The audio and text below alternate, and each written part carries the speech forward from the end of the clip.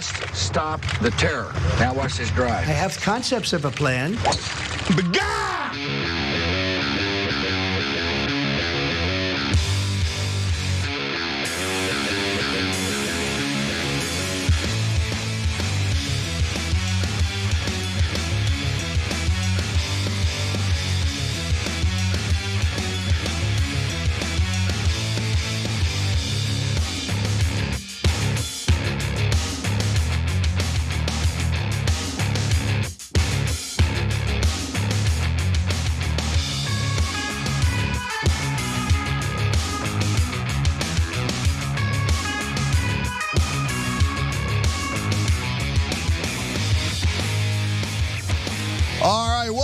Turks, Cenk Uygur, Jordan Ewell with you guys on an exciting, horrible day where we have invaded yet another country.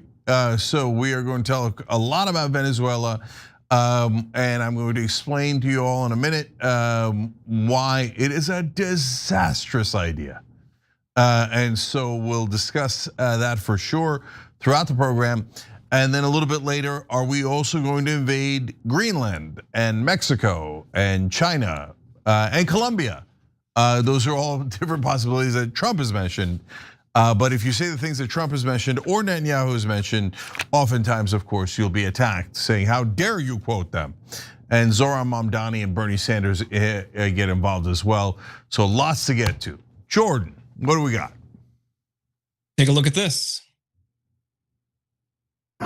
Nicolás Maduro handcuffed, appearing to limp, and surrounded by drug enforcement agents, taken down in the eyes of the Trump administration from president to perpetrator. Still, there was a New Year nod to the waiting camera. Good night. Happy New Year. Crowds waited outside the notorious New York jail, where he now faces charges of running a violent cocaine trafficking empire, a claim he's always rejected as a front for regime change. The Trump administration carried out airstrikes on Venezuela before capturing its now former president, Nicolás Maduro, and his wife. As you heard in that video, Maduro was brought back to the United States to face trumped-up drug trafficking charges, even though Venezuela is not a major player in the international drug trade. But the most important question now is, what happens next, and why is it likely to be a gigantic disaster? It turns out, one of the worst members of the Trump administration may be put in charge of running the entire country of Venezuela. Before I tell you who, Cenk, your 2 cents. Yeah, I'm going to explain to you folks after Jordan gives you all the facts why this can't possibly work out. There's only one scenario under which this is not an epic disaster. I'll tell you that scenario as well. But we have a ton of evidence for you guys on why this is going to be epic in how terrible it turns out. So I want you guys to make sure that you know the downsides of this, as some on the right are celebrating like we just accomplished a mission. It reminds me of that mission accomplished moment that Bush had on his aircraft carrier. So we'll get into all that. Jordan, first give us the facts. Now, Maduro is currently jailed in New York and earlier today pleaded not guilty to federal drug trafficking charges. But aside from his kidnapping, little has changed in the political makeup of the government of Venezuela. Its current acting leader, Maduro's vice president, Delcy Rodriguez, was sworn in shortly after Maduro was seized by the US. And you might be wondering, what about that Maria Machado woman who the US was supposed to install as a puppet leader? Well, Trump threw her under the bus. Mr. President, is the U.S. aware of the location of opposition leader Machado, and have you been in contact with her? No, we haven't really. No, I think it would be very tough for her to be the leader. She doesn't have the support within, or the respect within the country. She's a very nice woman, but she doesn't have the respect. Mr. President. Now, Trump is right about one thing. Maria Machado is hated by people in Venezuela. An October 2025 poll from the pollster Hinterlaces showed that 91% of those consulted have an unfavorable opinion about the opposition leader, Maria Machado. The poll also placed Machado as the most unpopular, with a rejection rate significantly higher than the rest of the country's political leaders. But that's not actually why Trump shafted her. According to two sources who spoke to the Washington Post, the real reason is that he's bitter rather. She won the Nobel Peace Prize. Although Machado ultimately said she was dedicating the award to Trump, her acceptance of the prize was an ultimate sin, said one of the people. If she had turned it down and said, I can't accept this because it's Donald Trump's, she'd be the president of Venezuela today, this person said. Now, despite Maduro's vice president getting sworn in, Trump announced that the United States will now run the country, even though our government can't run itself. We're going to run the country until such time as we can do a safe, proper, and judicious transition. So we don't want to be involved with having somebody else get in, and we have the same situation that we had for the last long period of years. So we are going to run the country until such time as we can do a safe, proper, and judicious transition. And it has to be judicious because that's what we're all about. Yeah, if there's one thing that Donald Trump is known for, it's a judicious and safe transfer of power. It's unclear ultimately what he means there. It seems that the Trump administration didn't plan for what would happen after Maduro was ousted. But according to the Washington Post, the White House is weighing giving Stephen Miller, Trump's deputy White House chief of staff and Homeland Security advisor, a more elevated role in overseeing post-Maduro operations in Venezuela, according to one person with knowledge of the conversations. Of course, Miller is best known as an anti-immigrant zealot who's led the mass deportation charge, but he's also took a central role in the effort to remove Maduro, according to the Post. How he or any US official will actually run the country of 30 million people hasn't been laid out yet. Rodriguez, the newly sworn in president, is remaining defiant. She called for Maduro's release and made it clear she opposes US intervention. Something that the Venezuelan people and this country have very clear is that we will never again be slaves, is that we will never again be a colony of any empire of whatever kind.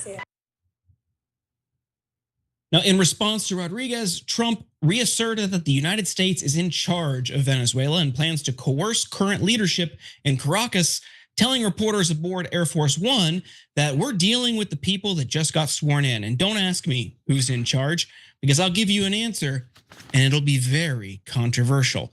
What does that mean? A reporter asked. It means we're in charge, the president said. When asked what he needed from Rodriguez, Trump said, we need total access. We need access to the oil and to other things in the country that allow us to rebuild their country. We're not the only ones who are skeptical about Trump's plan for managing a post-Maduro Venezuela.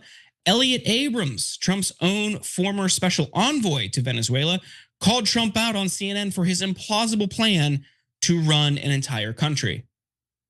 How is the United States actually going to run Venezuela? I doubt there's much planning been done for this, but partly because it was necessary to retain operational security. I don't think many people in the government knew this was going to happen. The United States cannot run Venezuela. It would be extremely difficult. You know, it's a very big country. It's twice the size of California, 25 million people roughly. It's too complex for us to run.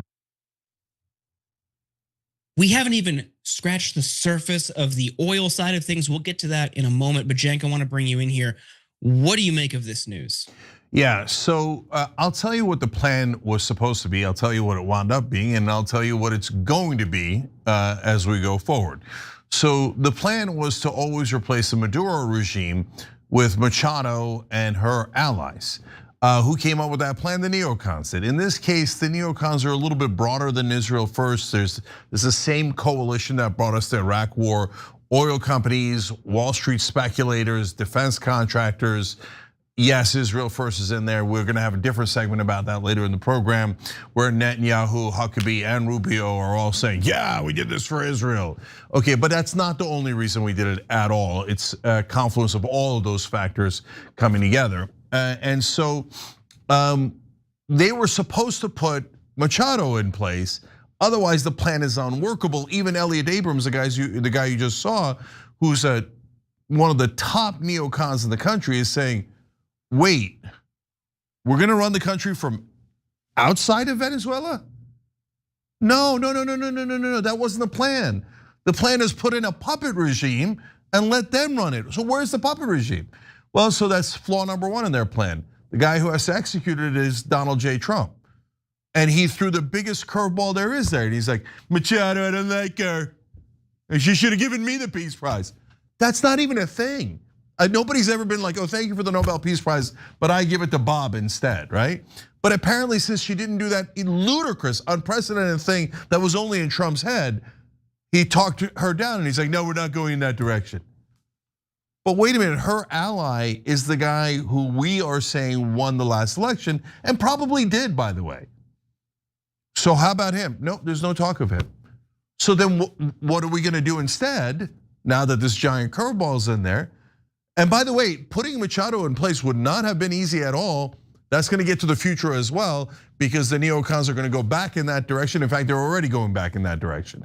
But without her, we're screaming orders at the vice president that remains there and going, okay, now we are running your country.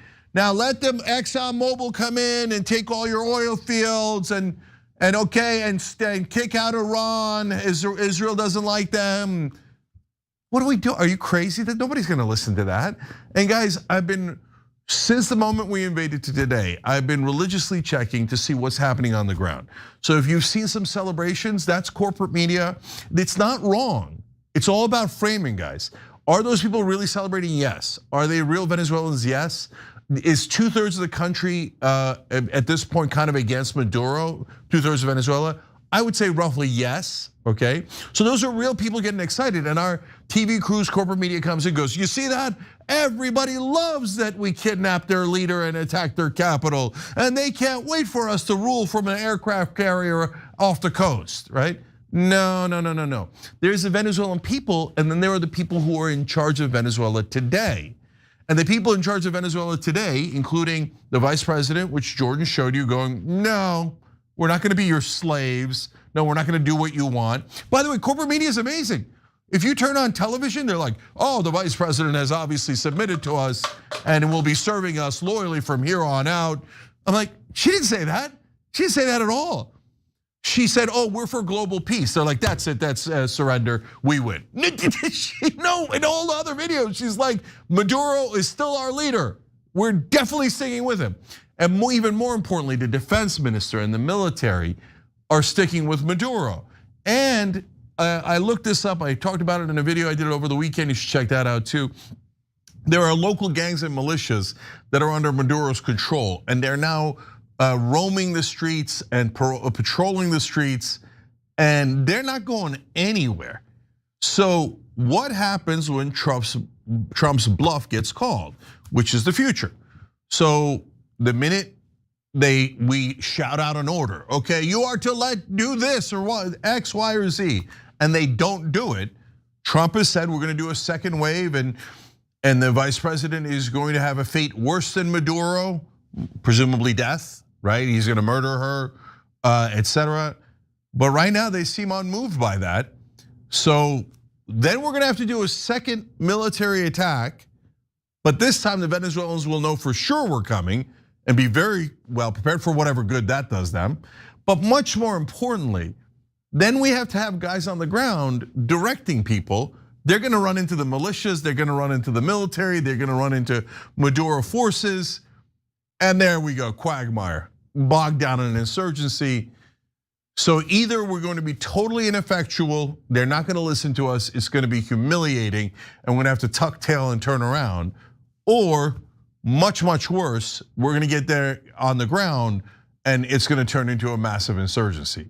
So the future looks terrible in this regard. There are almost no wins. Jordan, the only scenario where I see that there's a 10% hope is the CIA is way better than I realized, and they got this thing figured out. Even though Trump and Rubio are all giving different answers, one is saying law enforcement, the other one is saying we're running the country, somebody else is saying attack and invasion, the other one's saying no, not invasion.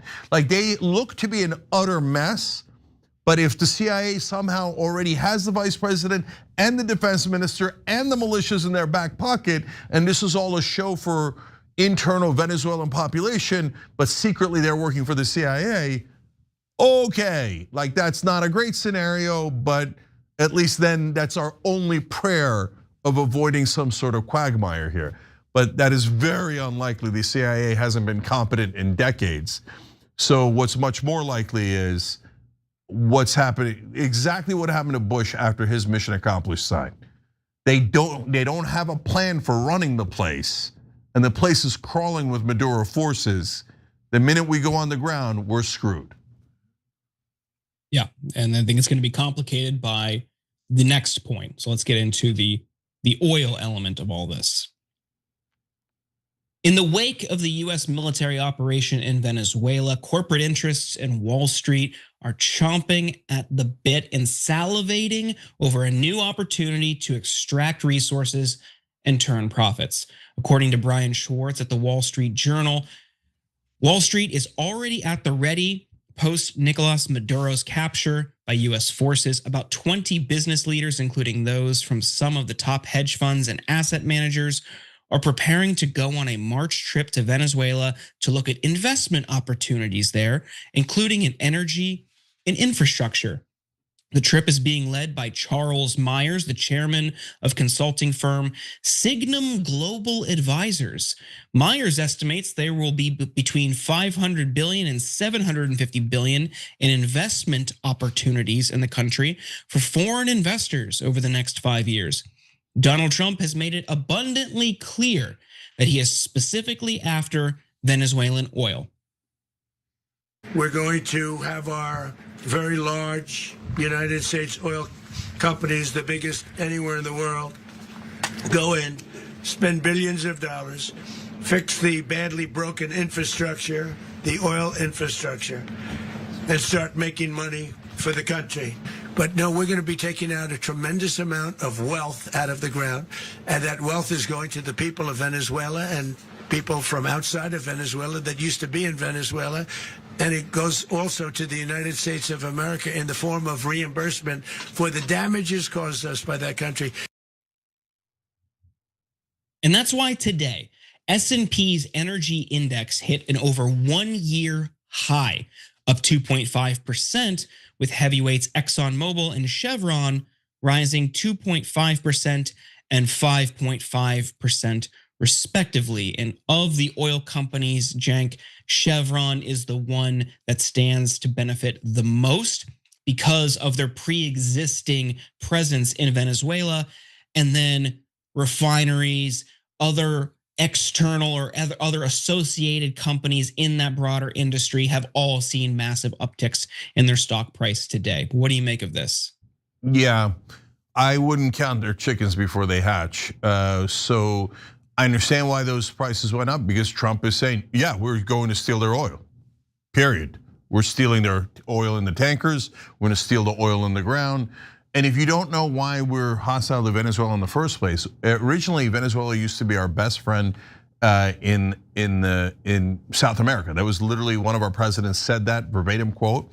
And so what turned? Well, eventually they got a democracy, and when they did, and we couldn't control their dictator as a puppet for us anymore, the democracy then said, hey, wait a minute, why are we just giving you our oil? Why don't we take 50% of the proceeds? Which makes sense, and the oil companies eventually were like, oh, God damn it, we like stealing it from you, but okay, fine, we'll pay the 50%, and they did, and they still make a gigantic amount of profit. So it worked out fine. And then they had another leader, and he asked for 65% of the oil revenue, and guess what? He got it, and the oil companies still made a gigantic amount of profit from Venezuela. So things were fine. But then when they got to a point where they got past 65% with Hugo Chavez and Nicolás Maduro, and they privatized it, and they said, not privatized it, nationalized it, and said, this is Venezuelan oil, and we will sell it at whatever price makes sense that is best for the people of Venezuela. We're like, that's it, you no good communists, how dare you try to control your own resources? And we've been on a collision course ever since, because this is about the oil. Well, it's not a mystery where we attack.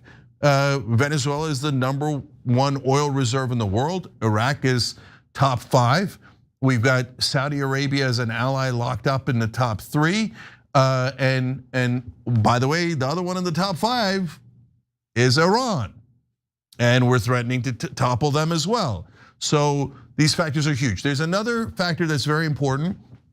There's refineries in the Gulf, and they were built for Venezuela, for the type of crude oil that they have. This is back when we had deals with them at 50%, at 65%, etc. But that's still very profitable, and now that oil was set to come to us.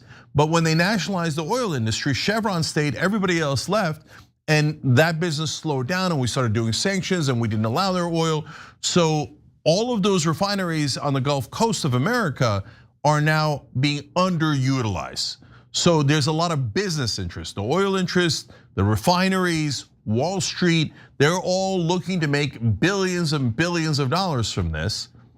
And then, as always, you have Israel first coming in, and they worked with Iran, we hate them. But that's a different story, but it is part of the confluence of events here.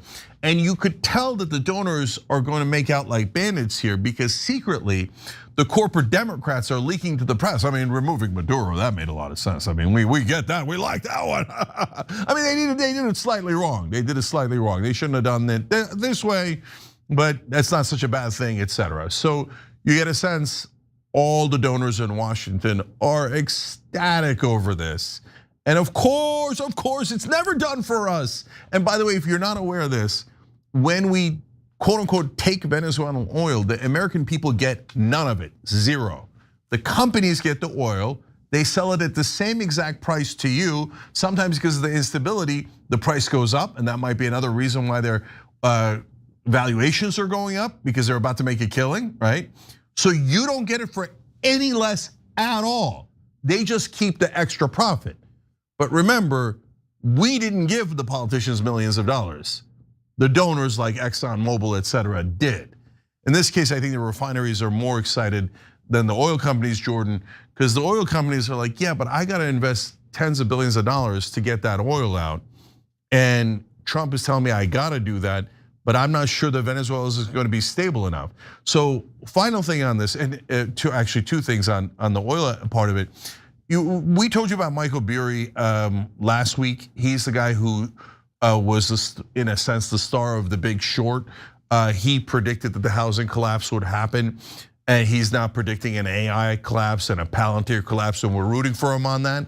But he's just a businessman. He's not progressive at all. So he was explaining today, he's like, this is why I've been long on Halliburton, because Halliburton is going to go back to making a tremendous amount of money. So that's the defense contractors and all those guys who are about to stick their nose in the trough there and eat off that pork that's being delivered to all those guys. So, but Jordan, I think they're all wrong. I don't think we're going to be able to occupy Venezuela. I think it's going to turn into a giant mess, and they're not going to listen to us unless we have troops on the ground.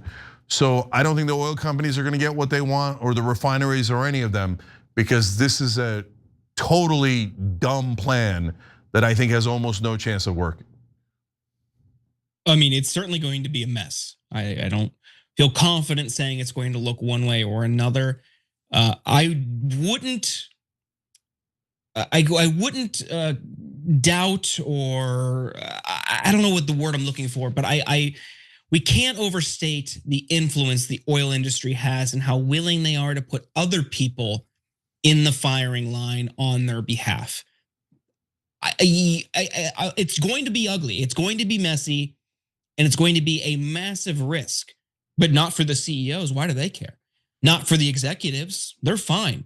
If other people are caught in the crosshairs, if other people suffer or languish or injured or whatever on their behalf, they don't care about that. So I guess I'm curious what it might look like. It might look like some sort of, militia or other fighting force in there.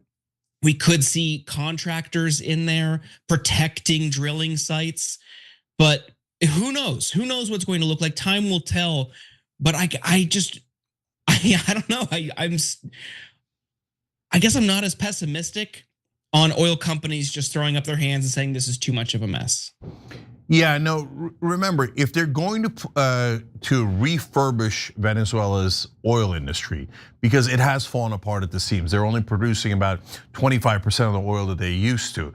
So the Maduro and Hugo Chavez regimes didn't work in terms of efficiency, et cetera, and being able to get that oil more productively out of the ground, but also the sanctions hurt them, et cetera. But in order to rebuild that industry, they're gonna have to put tens of billions of dollars in. There's no question about that. So companies are not gonna put in that amount of money unless they have security guarantees. And the only way they can have security guarantees is if we do complete regime change. We put in our guys, they control the country 100%. So there is no way of getting the oil companies to invest until we do regime change. That's why this thing isn't even close to over. I think what a lot of the right wing is seeing is, oh my God, we had great tactics and there's nobody better than our special forces, and we were able to get in and get out and we kidnapped the guy effectively, and who cares about international law? It's another thing we'll get to, a story we'll get to later in the program, where the right wing some in the right wing are literally saying that. Who cares about the rule of law? We're bigger, we're stronger, so we took their stuff. No, but you didn't take their stuff.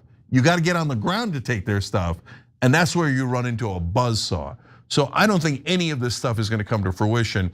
I think these knuckleheads push for a plan that they thought would profit them to the tune of billions of dollars. But the only one, like maybe some of the speculators will win. The oil companies might win on the instability alone, right? Because that drives up gas and oil prices. And certainly the defense contractors always win when there's a giant conflict. But we will lose, and I think at the end of the day, we will not get that oil in the way that they're imagining. Yeah, time will tell. All right, we're gonna take a quick break here. When we come back, yes, there unfortunately is an Israel angle here. I root against it every time, but unfortunately it pops up very, very frequently. And for folks who are not sure that that's true, good news. We'll show you the videos and then you can make up your own mind. And there are a good number of them. We'll be right back.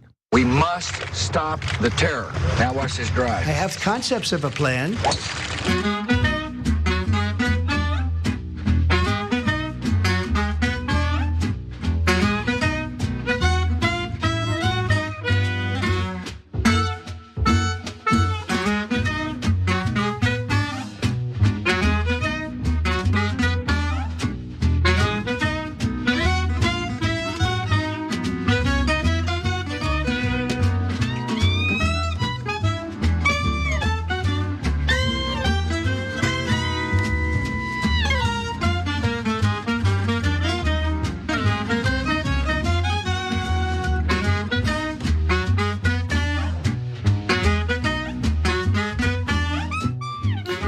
Back on TYT, let's go to our members on TYT.com. Mountain Chaos says they can't even run the Kennedy Center. How do they think they can run a foreign country? Eclectic Miscellaneous says it's almost as if FIFA Peace Prize Trump got was just a sham. Almost. Boomer Dragon Cat says, I'm petrified thinking how this will all go down. The world may look very different in the not so distant future. White knuckling the next few days. No, Cat, this is an absurd thing to say, but I wouldn't worry about it too much. Let's hope, in this case, I often say, I hope I'm wrong because I make these predictions about how things are going to go very poorly 9 out of 10 times, because they do go very poorly 9 out of 10 times. But in this case, I think we're going to run into so much trouble that we're going to have to leave at some point. And so it's going to be a rough ride for a while, but I think this is Trump's Waterloo. And I know as people are ecstatic, some on the right are and some mainstream media are, wow, we got him, we got him. Oh yeah, we also got Saddam. How'd that turn out for us? Several $1 trillion later, several thousands of dead Americans later. Embedded Dude says, to all of you contemplating joining the military, would you give your life for ExxonMobil? That's the question you have to ask. If you're joining the US military these days, would you give your life for ExxonMobil, for JP Morgan Chase, or for Israel? Okay, that's just the stone cold reality. Okay, I know I wouldn't. And the only upside of the Trump administration is they're not hiding it. They don't call it Department of Defense anymore. They're like, we're not doing any defense, we're just going to offense. Department of War, from the guy who ran as anti-war. Tap makes a similar point that I did about oil, that the Venezuelans have crude oil that is similar to Canada's. It's hard to extract. That's why the oil companies are more ambivalent than you might imagine. But the refineries, Wall Street, and some of the oil companies are more excited.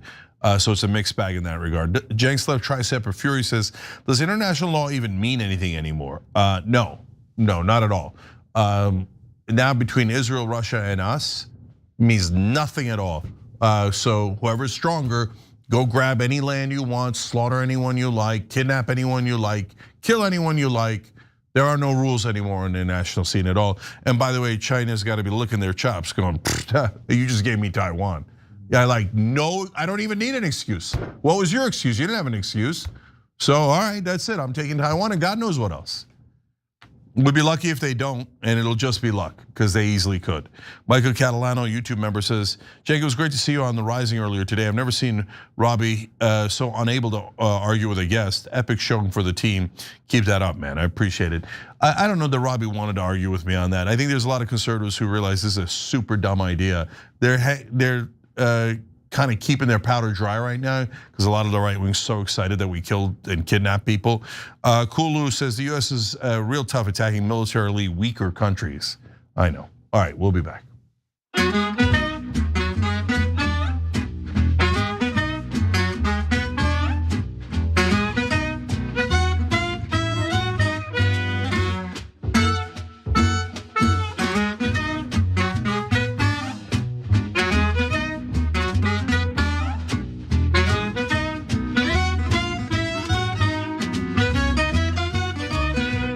All right, back on TYT, Cenk and Jordan with you guys, but also Larry Miller, who joined and then gifted 5 Young Turks memberships on YouTube.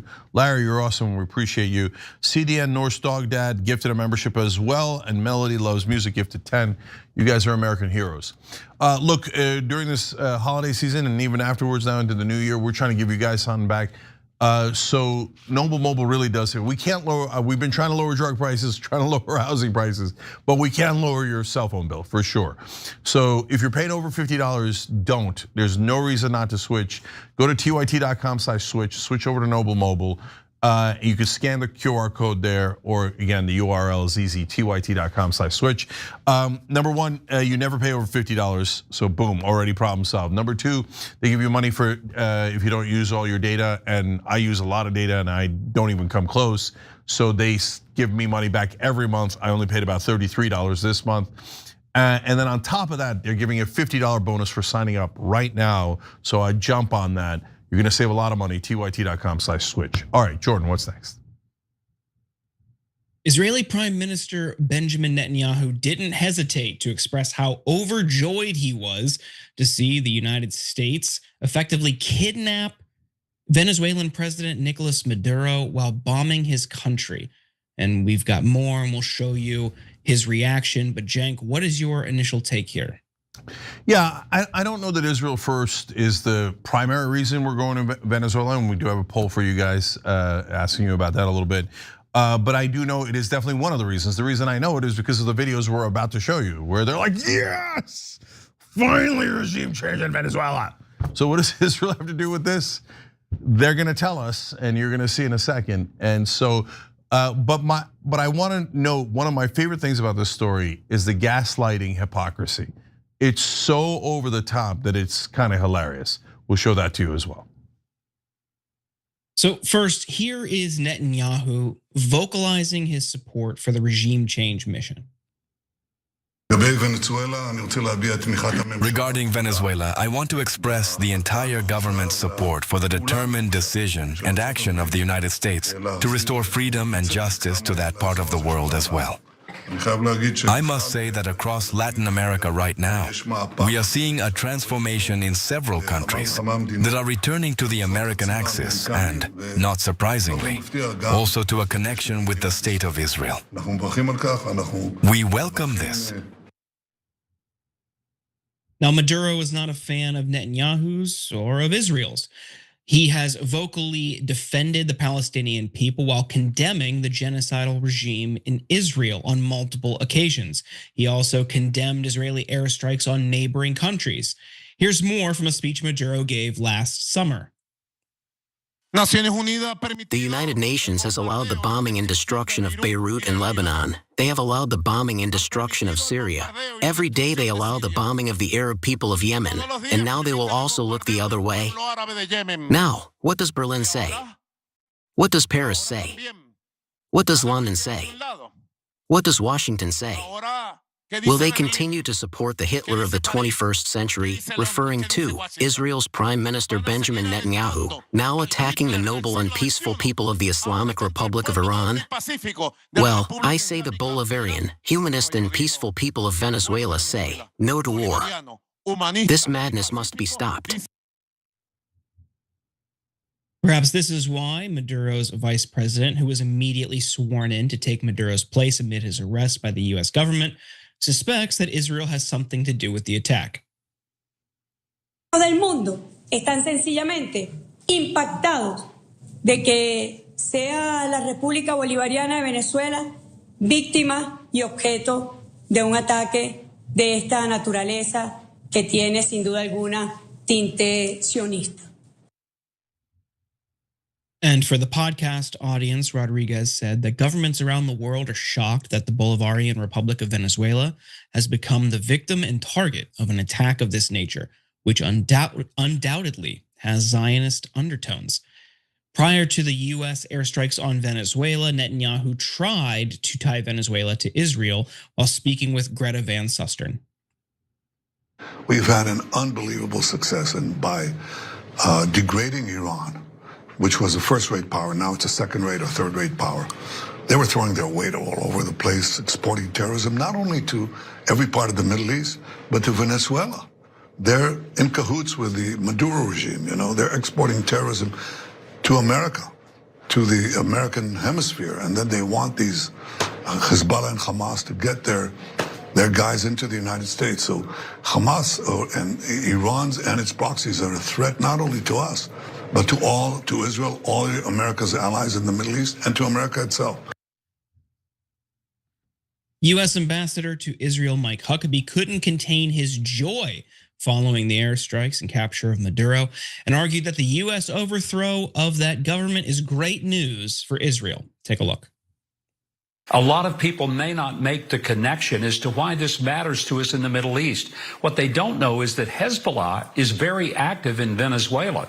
There has been a 20-year partnership between Iran and Venezuela under both the two previous dictators.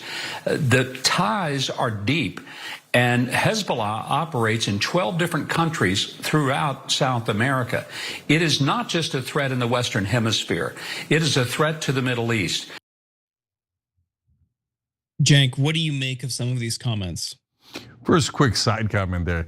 How could we start that video by saying it's a threat to us in the Middle East? Who's us, brother?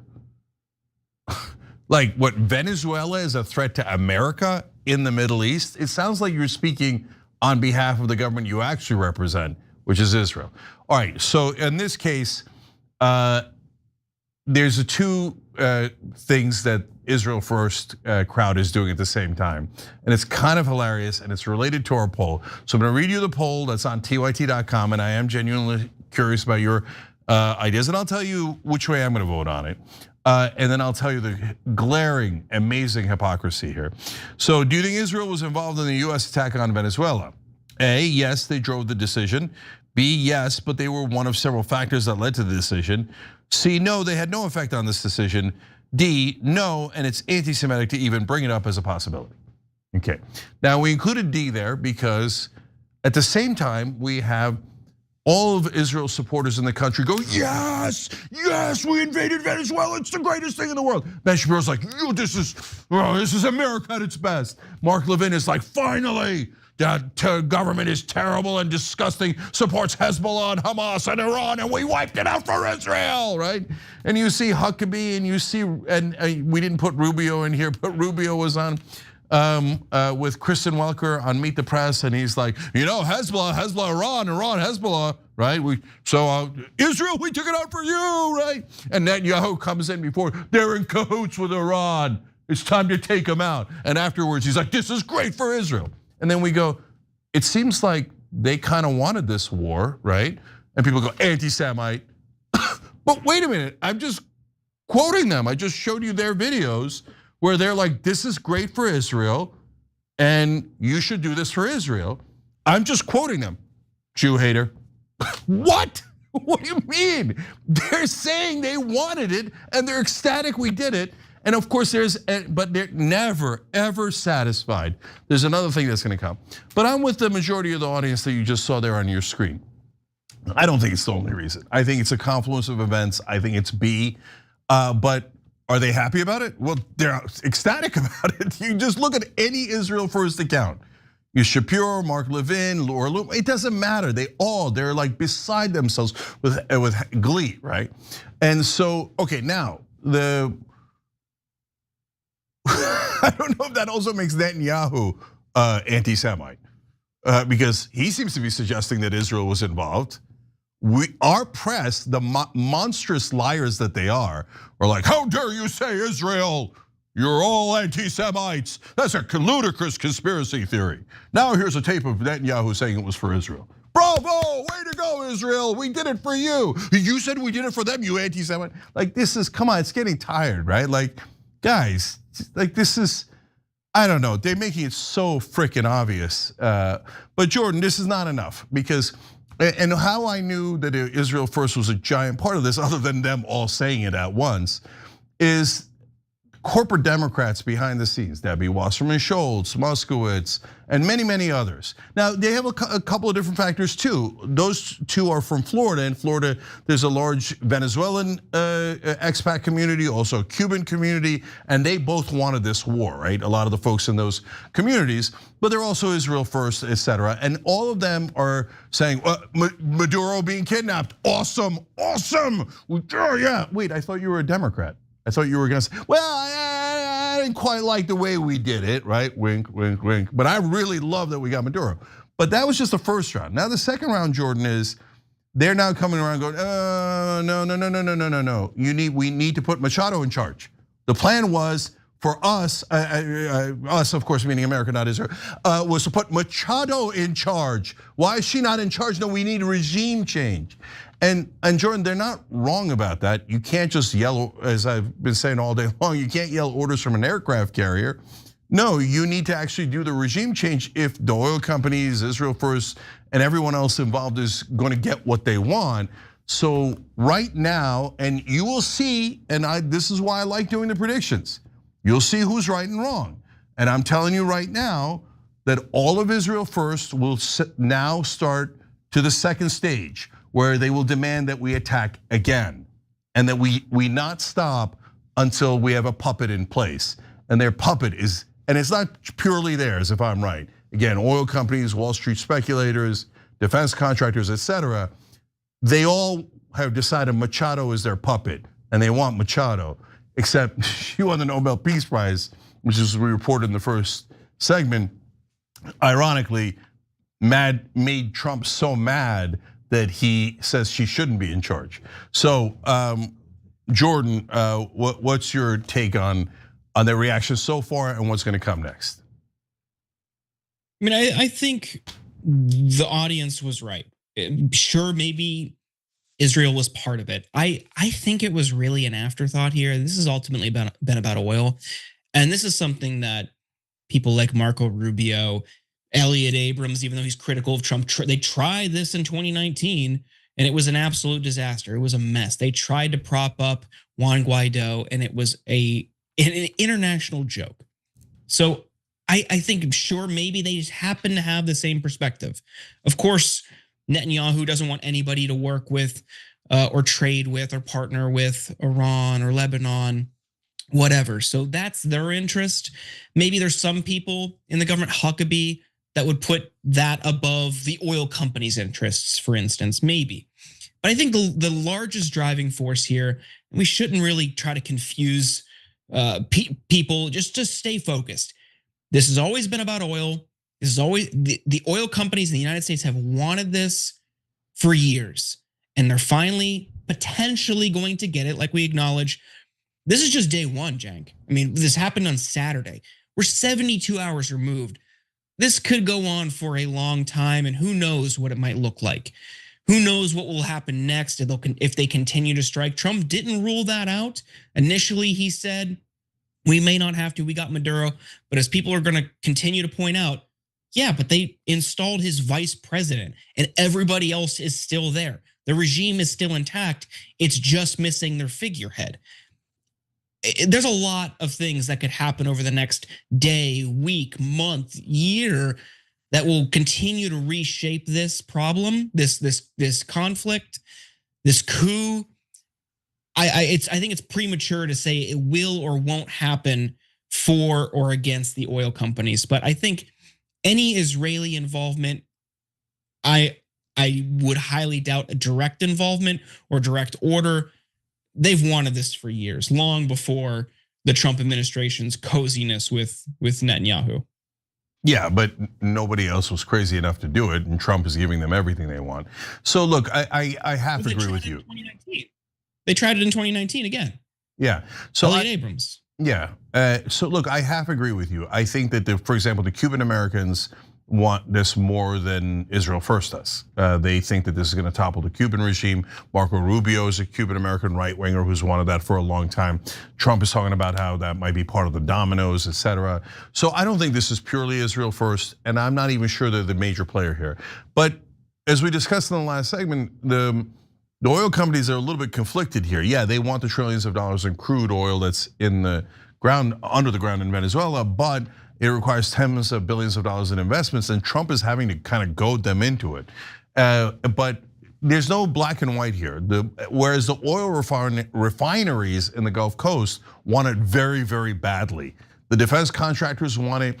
So look, you can't do this kind of spectacularly wrong decision without a lot of interest on one side pushing down the balance, right? So this is not as clear cut as Israel wants us to attack Iran. That is the only reason why we're attacking Iran, period. That's not even close, right? This is not like that. At the same time, we see them saying, yeah, we want it. And when they help push, it usually has a large outsized effect, especially, Jordan, because it gets all those establishment Democrats to go, secretly we want it. We kind of want it, and they don't have a lot of oil donors as far as I know, the Democrats these days. But they have tons of AIPAC donors and defense contractor donors. Oh, Dems have almost an equally bad problem taking oil PAC money. It was a big push to get 2020 Democratic presidential hopefuls to sign. I think there was like a big oil money pledge to say, I'm not going to take it. And very few committed to it. And some of the ones that did kind of like winked and nodded, yeah, I'll sign your pledge, and then just took money from executives at the oil companies directly. So it's still a massive problem on the left as it is on the right. It's similar to the military industrial complex, similar to big pharma and the private insurance companies. Oil is a massive spender in Democratic elections as well, because they need to control both parties. It's sure maybe there's some more on the right because Dems are generally more favorable to renewable energy, but Democrats do have a big oil money problem as well. Yeah. So last couple of things. So I don't think this is Israel First's top priority at all, right? Iran is their top priority. They have many other priorities, getting $100 billion MOU, et cetera. But do they love the idea of anybody who works with Iran or Hezbollah having their regime decapitated and replaced with a puppet regime who will aid and abet Israel and work for Israel? Yeah, of course they love that. And in fact, Machado, the so-called Nobel Peace Prize winner, has said in her speeches, now if I get in charge, the American oil companies, which goes to your point, will get everything they want in Venezuela, and they will be able to make tons of money from it, billions from it. She's literally said that. And she's also said, and we will serve Israel. We will make sure that we're top allies with Israel. We'll kick out all of Israel's opponents. Now, you're not going to say that unless you think that that crowd can help sway things in your direction. So obviously she thinks they have a tremendous amount of power. The one person who agrees with her appears to be her opponent, the vice president that we showed you earlier, Delcy Rodriguez, saying, yeah, it was the Zionists. Now again, even she didn't say it was purely the Zionists, but she did say it was undoubtedly the Zionists. And that's the person currently leading Venezuela. And by the way, that could also be for internal political reasons and blaming a scapegoat, etc. So I understand all those motivations. Here's what Jordan and I and everyone else that is reasonable can agree to here. It certainly wasn't for the American people. We're dead last in this calculation, and we're not even considered. Nobody even bothers to think of us. It's just a matter of which donor did Trump and the Republicans do this for. Yeah.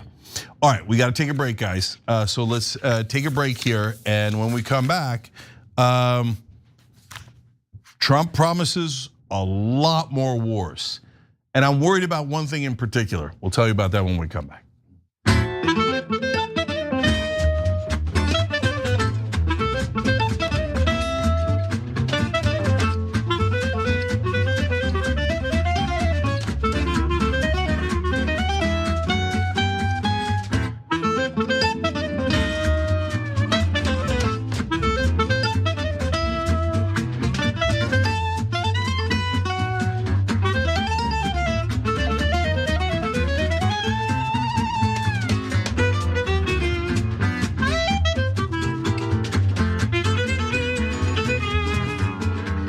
All right, back on TOT. Let's go to Super Chat. Deb Long writes in, I have friends in Greenland who are extremely worried about Trump and his threats, which are valid. I'm just wondering your opinion on Trump's threats. So we're gonna get to that story in a second, but I'll tell you, look, he's militarily attacking Denmark to try to capture Greenland and make it part of the US is even too mental for Trump. Not to say that he wouldn't think it, he's thinking it right now. But even his advisors will be like, how does this help Israel? No, in all seriousness, they're gonna be like, you want us to invade Greenland, right? So look, if he's in that direction, the country is so far gone, we've become so ridiculous, and I mean, there's probably a billion other things going wrong if we're attacking Greenland. Samurai Champion says, the neoconservatism to neoliberalism pipeline is always working and working whenever there is war. Totally. And neocons and neolibs are the same people. And they run government no matter who wins the elections, period. And you're seeing it with your own eyes. So, I mean, I know mainstream media will be like, it's conspiratorial to say that we would engage in these wars no matter who wins. Except no matter who wins, we engage in the wars, so. All right, Brian S. Pasca says, I'm in Italy and Maloney. The PM was in support of the invasion. However, Trump criticized her and then she realized that flattery means nothing to him. I don't know the Italian end of these politics, but anyways, none of our leaders represent any of us. DC Studio Films, thank you for the donation, appreciate it. Let's go to YouTube members. Kraken Engineer writes in, never forget who you're fighting for, and then writes it, insert photo of Epstein/Trump, BB, and an oil rig. Yep. My Love Nebraska says, I'm glad to see Cenk seems to be feeling better. I was worried about him a few weeks ago with that cold or whatever it was. I never bothered to figure out what it was, but I was totally okay. Thank you though, you're awesome for caring about me. I appreciate it, I care about you too. Duncan, your mate writes in, many small countries will join BRICS. Oh, the whole world right now is looking for a way around America because America has become this unstable country that every once in a while elects like a, first of all, the normal guys we elect are already disasters, like the Joe Bidens, et cetera. Oh, we attack you, we take your stuff, and we don't follow international law, and we let Israel break all the laws, et cetera. Then every once in a while you get Bush or Trump, and we'll just turn into lunatics, attacking random countries and trying to take their stuff. So of course, the entire world is going to start uniting against us economically. It is going to be an epic disaster, but we can't get anybody to listen because we got Maduro. Oh my God, our special forces are so good, we got Maduro. And The "and" part is very important, and they never have it. With it, Gal says, I've understood why other countries hate us for quite a while. All you have to do is go to another country and ask. Trust me, they'll tell you. That's when you find out what our government is really all about. And the point of that isn't that you should hate America. I don't, although we have a million problems, etc. The point is, American media lies to you 24/7. That's why you never find out what the reality is.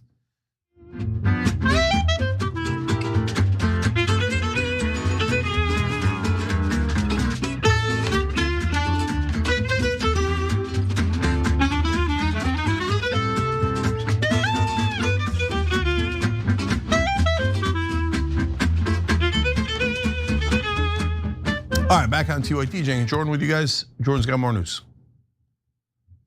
The Trump administration appears poised to start even more wars following the US seizure of Venezuelan President Nicolás Maduro amid an onslaught of airstrikes. Before we tell you which countries we might be at war with soon, Jank, your 2 cents at the prospect of a broad international forever war effort. Yeah, what I take to be the phrase anti-war is bomb Iraq, Somalia, Yemen, Nigeria, Iran, and did I say that twice? We might do it twice. And Venezuela, and try to do regime change in a couple of those countries. That's the true anti-war position some are actually saying. So of course it's not.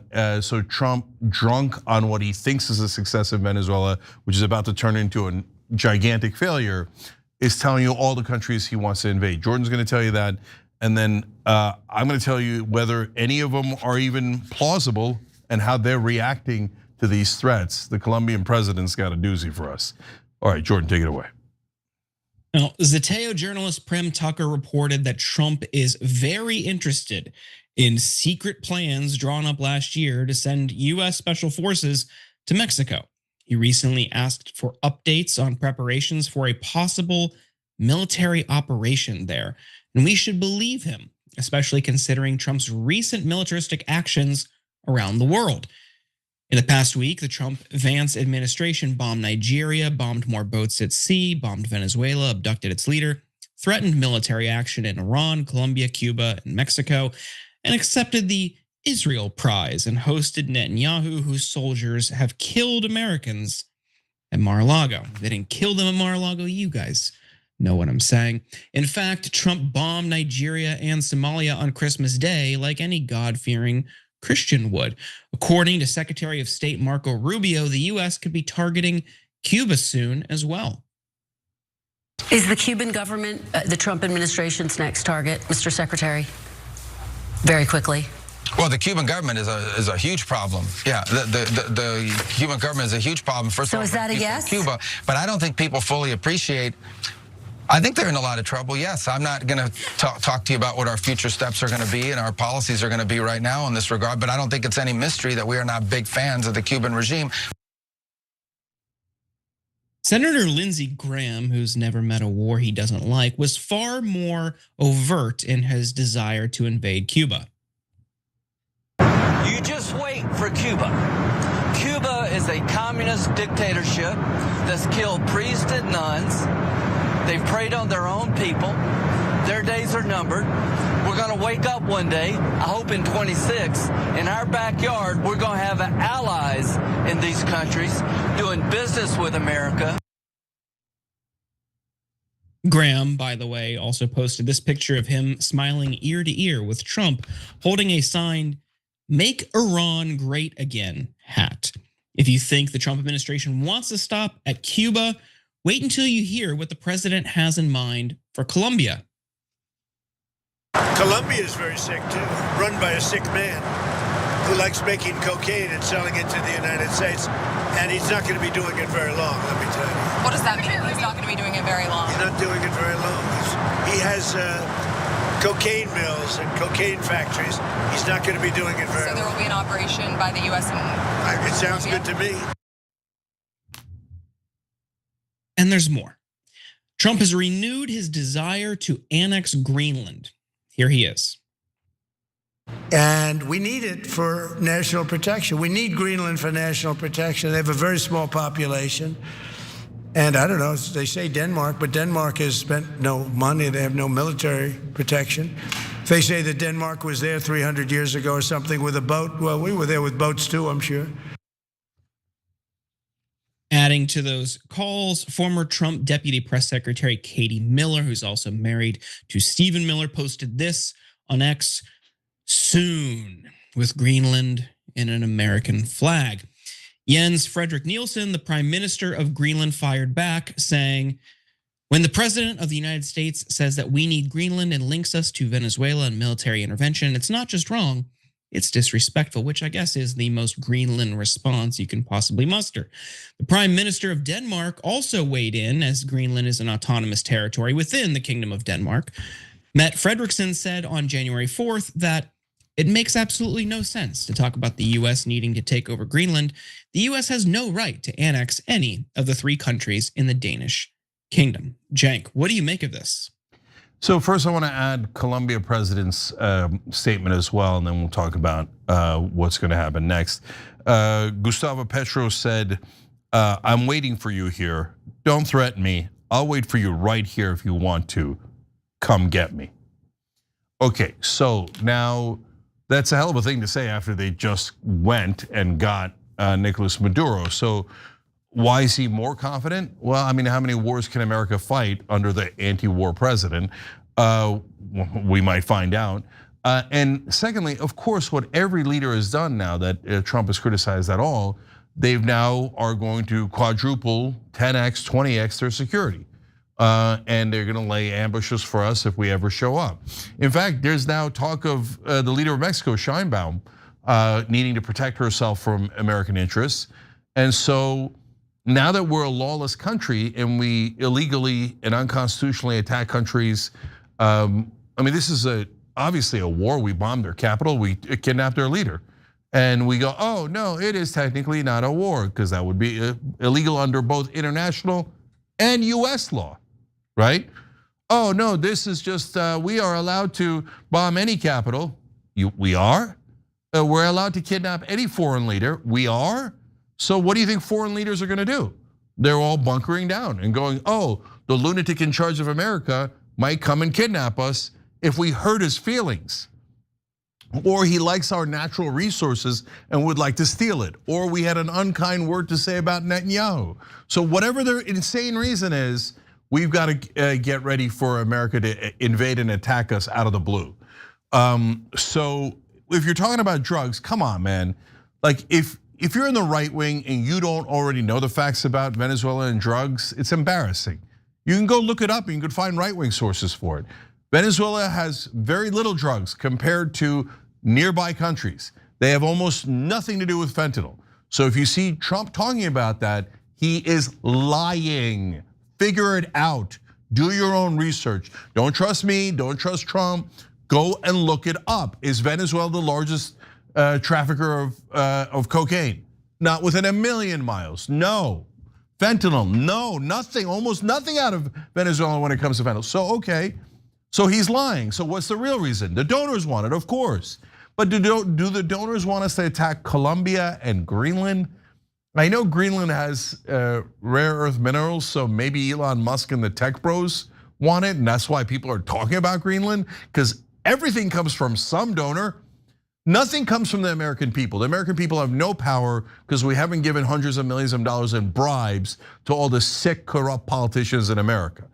But every donor wants a different invasion these days. So Israel wants Iran. Oil companies kind of largely, Wall Street speculators, defense contractors, and partly Israel want Venezuela. The tech bros apparently want Greenland. We're gonna attack Colombia, Mexico, and Greenland. What? And this is from the, come on guys, come on. If you're in the right wing or you voted for Trump and you think war is peace, please read 1984, okay? George Orwell literally predicted that your leader would say war is peace and that you would believe it. And this guy is starting an unbelievable amount of conflict and you still don't think he's for war? You think he's a peace president? That's just the most absurd thing I've ever heard in my life. And finally, Jordan, look, he's drunk on power because he thinks well, I did the Iran bombing that only lasted 12 hours. I hit their nuclear facility and I got out, and that's done. It's not done. It's never done because Israel is Bob. They never leave. They're now pushing for regime change and a second attack, right?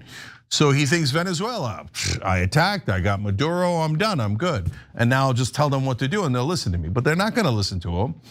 And then he's gonna be embarrassed. And you can't run Venezuela from the outside, so we're gonna need to go and do a second attack. So once he gets bogged down in Venezuela, and 222, hopefully not Iran. But my God, if he does both of them, ain't nobody got time for Colombia and Mexico and Greenland. What do you think? I mean, we really need to remind ourselves of why they're doing this. Of course, there is the oil lobby, the oil interests in Venezuela. That's part of it. But by doing this, Trump diverts attention away from problems domestically. Of course, the Epstein files were a big personal problem for him and other wealthy elites in this country. But it's not just that. He was plummeting in the polls. People are fed up. Healthcare subsidies just expired. Now people's premiums are going to rise. Discontent domestically is rising. So what does he do? Hey, everyone, look over here. We're gonna maybe bring gas prices down by stealing another country's oil. This is classic strongman behavior. And I don't want to get into the muck of debating Maduro's resume. I think that's a distraction, and I think it helps manufacture consent for what is ultimately an illegal action by this president. But the justification that, let's just entertain it temporarily. They always talk about Venezuelan leaders, not just Maduro, but also Chavez. Oh, they're oppressive dictators, they're autocrats, they crack down on the press, they commit human rights violations, there's economic suffering in those countries. Look in a mirror. What are you talking about? Look here, look domestically, we have those same problems here. Does that give another country justification to come in and kidnap our president and hold them on trial elsewhere on trumped up drug trafficking charges or corruption charges?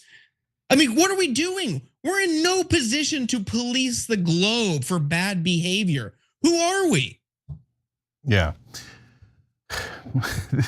There's one thing I know, this ain't anti-war. And if you're on the same side as Lindsey Graham, by definition, you're on the wrong side. So if you thought you were against Lindsey Graham and the neocons, and he's sitting there going, this is the greatest thing and I can't wait to do it in Cuba and Iran too. Be careful what you wish for. All right, before we go, next segment, we're gonna get to the MAGA reaction. It's not great. There's a couple of people saying the right thing and a lot of people not doing that. We'll do that too. But Jordan, you don't know this, but I just want to tell you one thing, brother. Last time we were on, I think it was last time, maybe 2 times ago, at one point I got heated and I got emotional and I said a point you were making was dense. And I'm sorry, brother. I didn't want to, I just want to make clear on air. Sorry about that. I shouldn't have said that. I just, you know me. I do get emotional sometimes. We both were, but you kept it in balance. I don't think I did. So that's why I wanted to say it on air. It's all good. Apology accepted. But I think it shows we can have heated debates here and we can just move on. It's not the end of the world and more networks should do it. All right, I love it. And that's one of the reasons that I love having you on. All right, Jordan, thank you, brother. We appreciate it. We'll come right back and we'll do the MAGA reaction.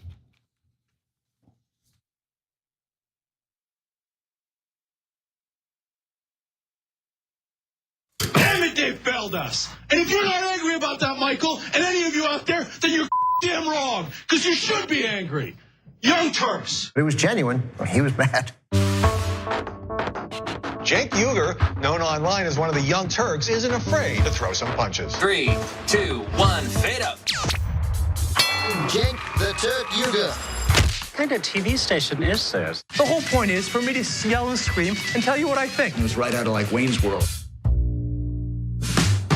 this guy on this little rinky-dink website is speaking truth to power. We've been averaging 600,000 views a day, beating most of the cable shows in America. We're the largest online news show in the world. We're celebrating our 1 billionth view. Television, we're coming.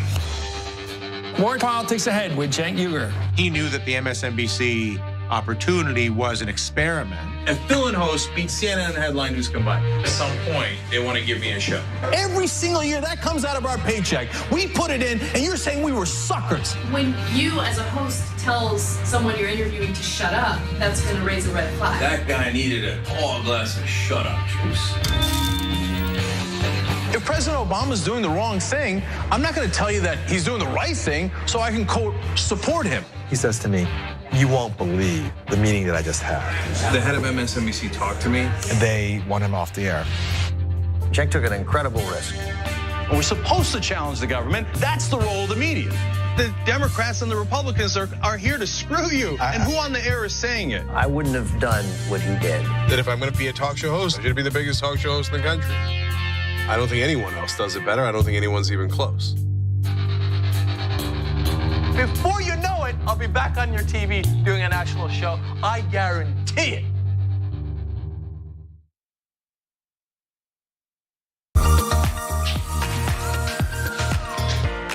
Magic. It's showtime. And say 45 minutes. I'm hosting today. Now, I know what you're thinking, Jay, your face is already perfect, but you know what? I still need to apply some makeup. I went through this process, right, a few years ago, when I realized that I was gonna have to wear makeup on the show. I had to go through, like, finding out what my undertones were. You guys know what those are? I got my MAC Cosmetics. It says SPF 15 foundation, broad spectrum. But apparently, what I have is red undertones, and I think pores are not supposed to be seen. I need all these things to be confirmed for me. These sponge things don't work for me. You gotta use your hands. This idea. That's how the magic really happens. So we're gonna go through a tutorial how to make the magic happen from beautiful to beautifuler. Let's go. I've already been moisturized. That's the first thing. But moisturization already happened. We go raw. All hands. Pick up. Couple streaks. This is the guy we were putting on makeup. We got dots.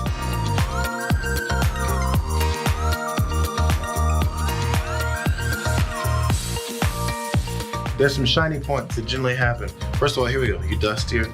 I'm putting way too much, but you dust. Oh, get the excess off. You don't want chunky powder. There's like a T-zone, I think, right? Mine is a double T-zone. Because I went middle and another cross. Make sure your nose isn't all shiny. People get on you for it. They'll say, that's not a good point you made on there, JR. Your nose is shiny. You guys are picky like that sometimes. I think that's about it, fellas and ladies. See you guys next time.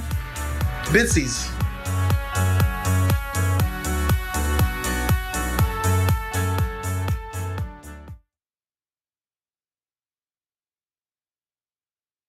The key for me is to keep expectations low.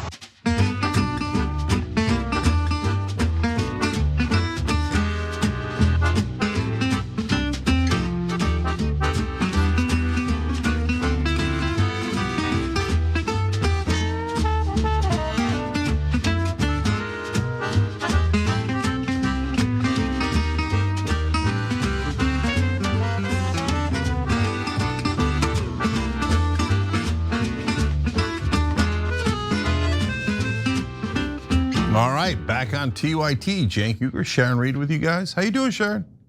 I'm good. How are you? I'm rock and roll, sister. Yeah, I thought about you a lot this weekend.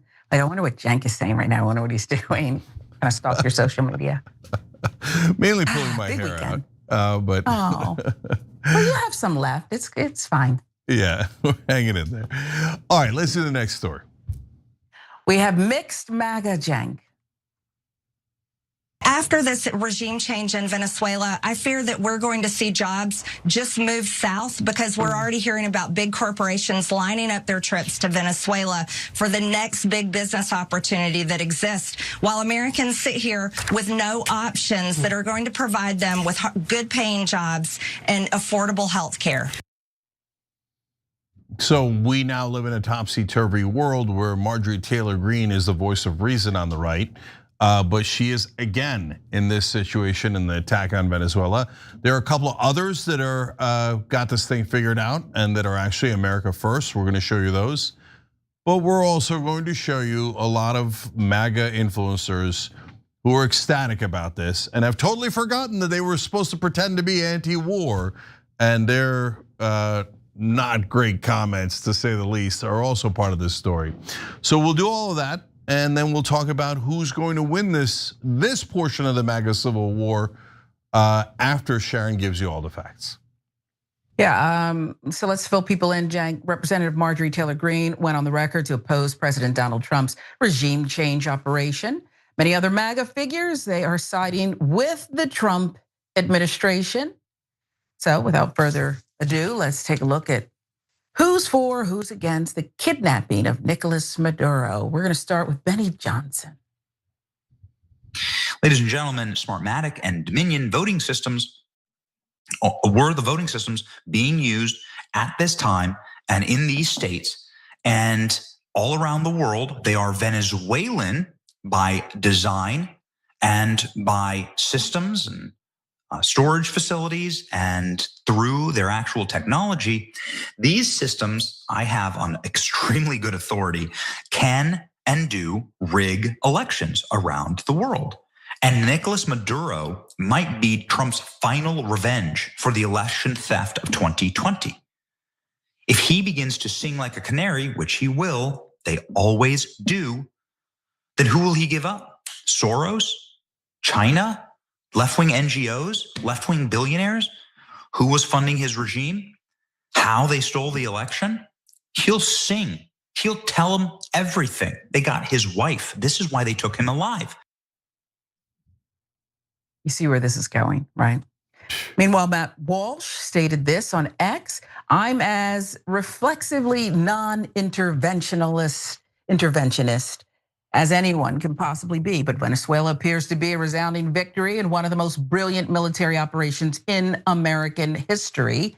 Goes on to say, if some, let's get to the punchline, Cenk. "If some crappy little tin pot third world dictator is harming our country or interfering with our national interests, we should do exactly what Trump did to Maduro. Why not? International law is fake and gay.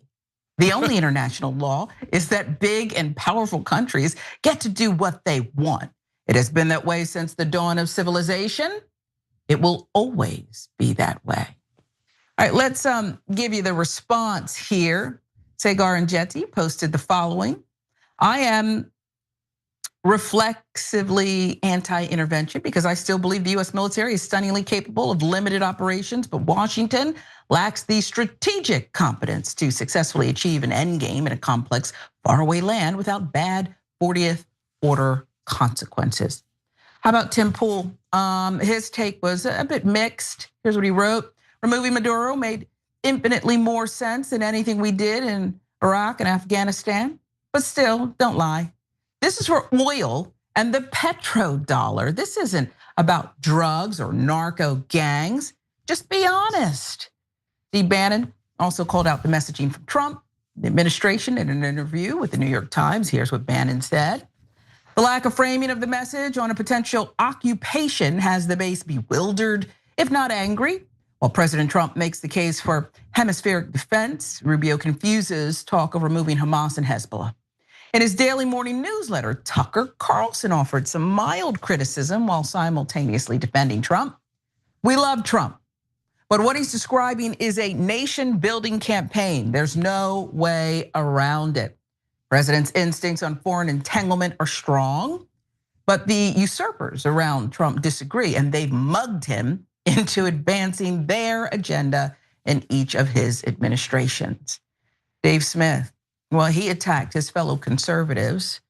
Here's what he wrote: "I'm so disappointed in the prominent right-wingers supporting Trump's attack on Venezuela, including many who should know better. I'm sure in 20 years they will be making excellent documentaries about how we were right and then mocking us as they support the next terrible thing." Let's end with Jack Posobiec. who stated that only time will tell if this operation is successful or not. Listen. I fully support the policy of black bagging communists and taking them to Guantanamo Bay. And in fact, I have a list if anyone would like to check it out. But when it comes down to it, it always comes, and if you go back and look at the Human Events series that we ran last week, regime change, tales of regime change. We talk about Iraq. We talk about Afghanistan. We talk about Ukraine 2014. We talk about Syria. The question always comes, what comes next? What did I say here on the show on Saturday? I said, is this a full-on regime change, or are they just taking out one guy? And it appears to be that that's what the president and Marco Rubio said afterwards, because the president said we are not installing Machado. He was very clear about that, cold water all over it. And then Rubio coming out and saying that he was having discussions with the vice president of Venezuela, who had been sort of this henchwoman for Maduro. But of course, she's off there. It kind of looks like she's going into business for herself as it is. So again, we will see what comes next. All right, so Cenk, is there any chance that this operation, I guess we'll call it, can be successful? And is international law fake and gay? Okay, so as I explained earlier in the show, it's about a 10% chance that the CIA are geniuses and they've actually got the Vice President Rodriguez already lined up in their back pocket, and she's pretending to object, but she isn't really objecting. And they've also lined up the defense minister and the head of the militias and the head of any other part of the military that was loyal to Maduro.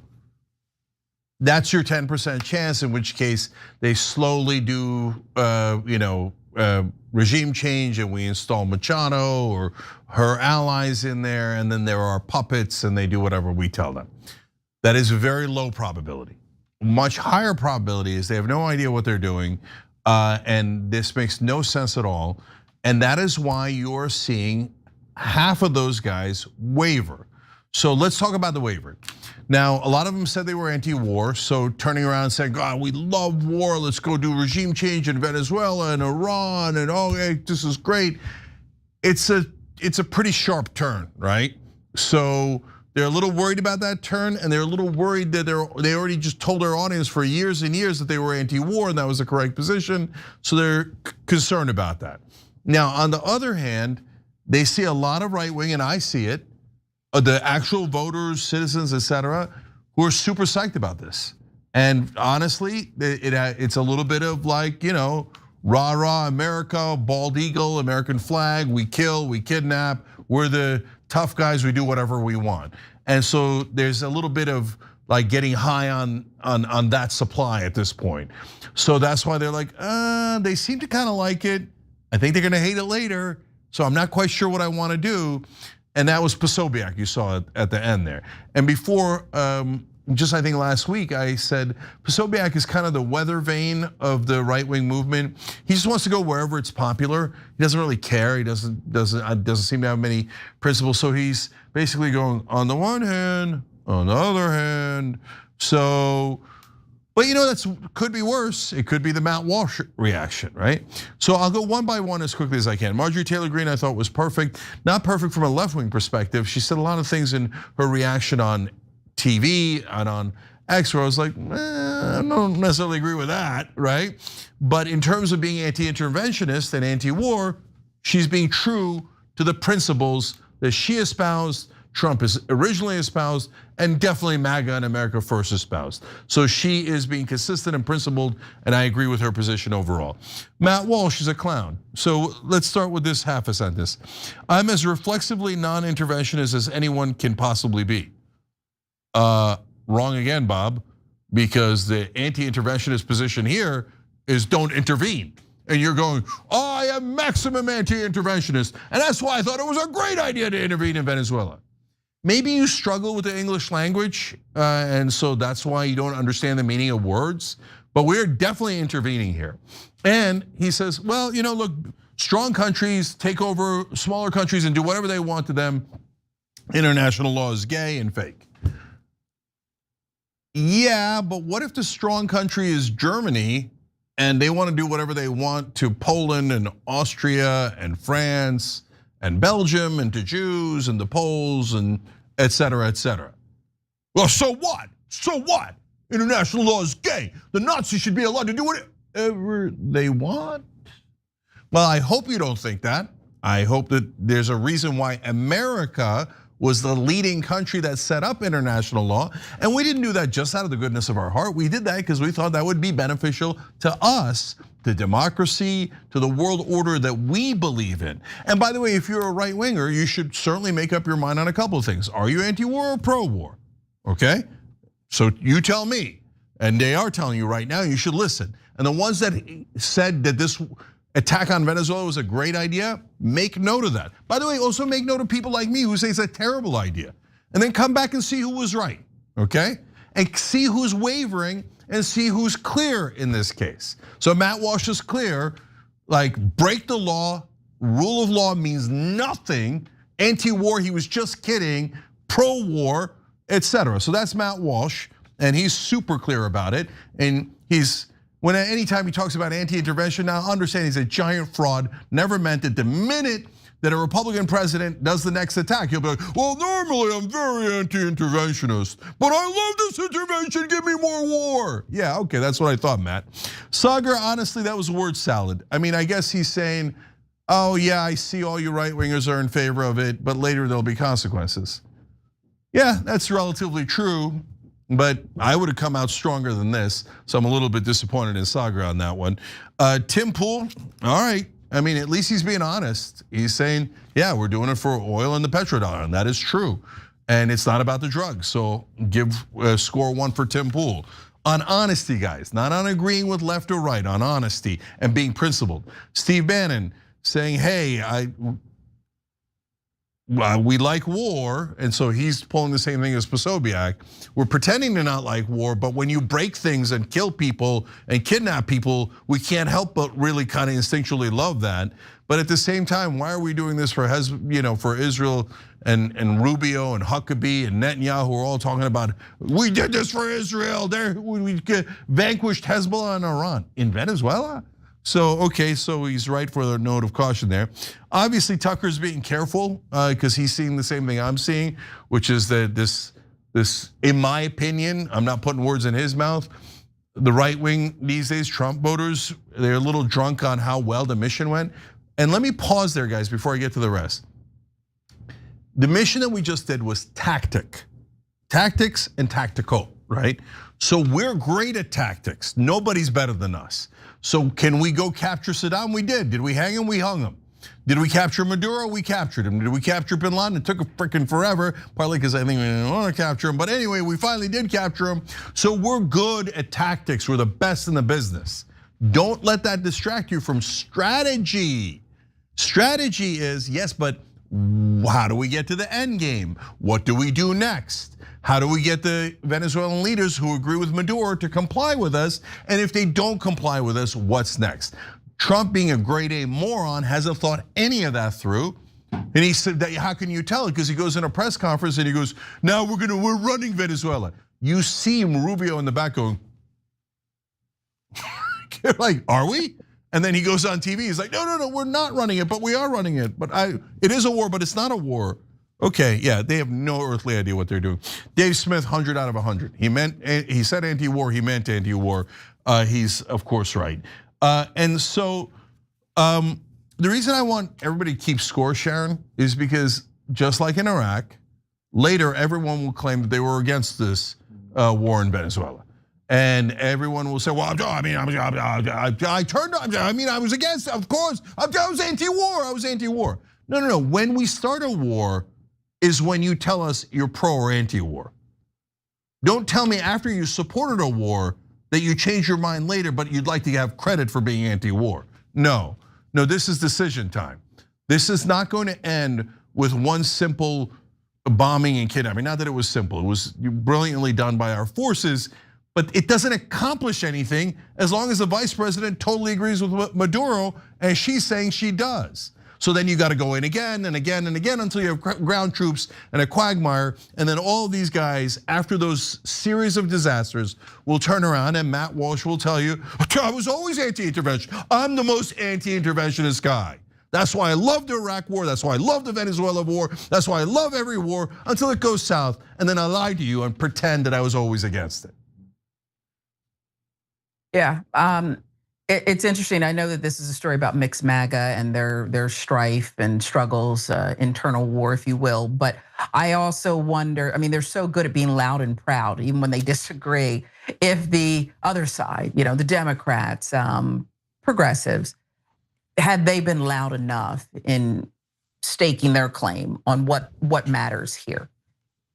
Yeah, so on that, I have a couple of mixed feelings. So first, on the left overall, we should proudly declare what we think, and the left has been anti-war the entire time for the last 25 years. In fact, back to Vietnam, etc.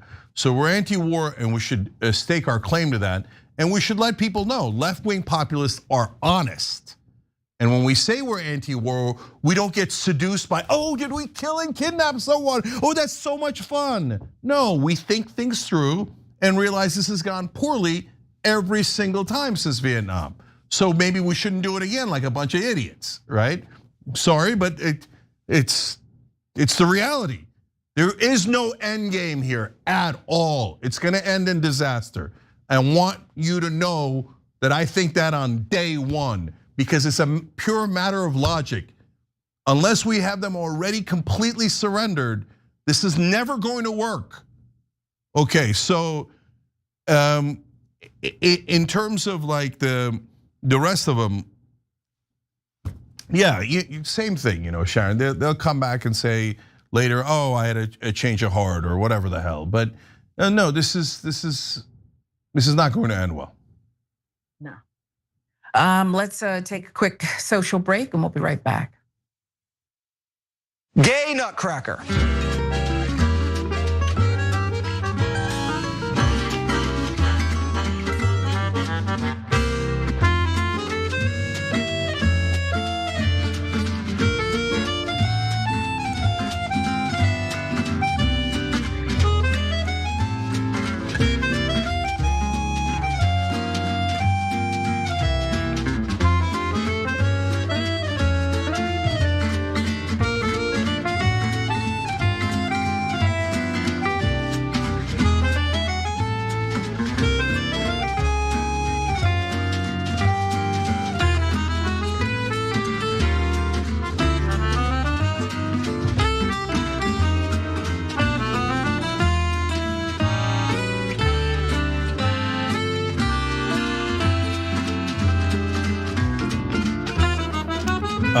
All right, here we go. Let's go to our members on TYT.com. Rebel Dragon says, I hate to admit it, but good point, March.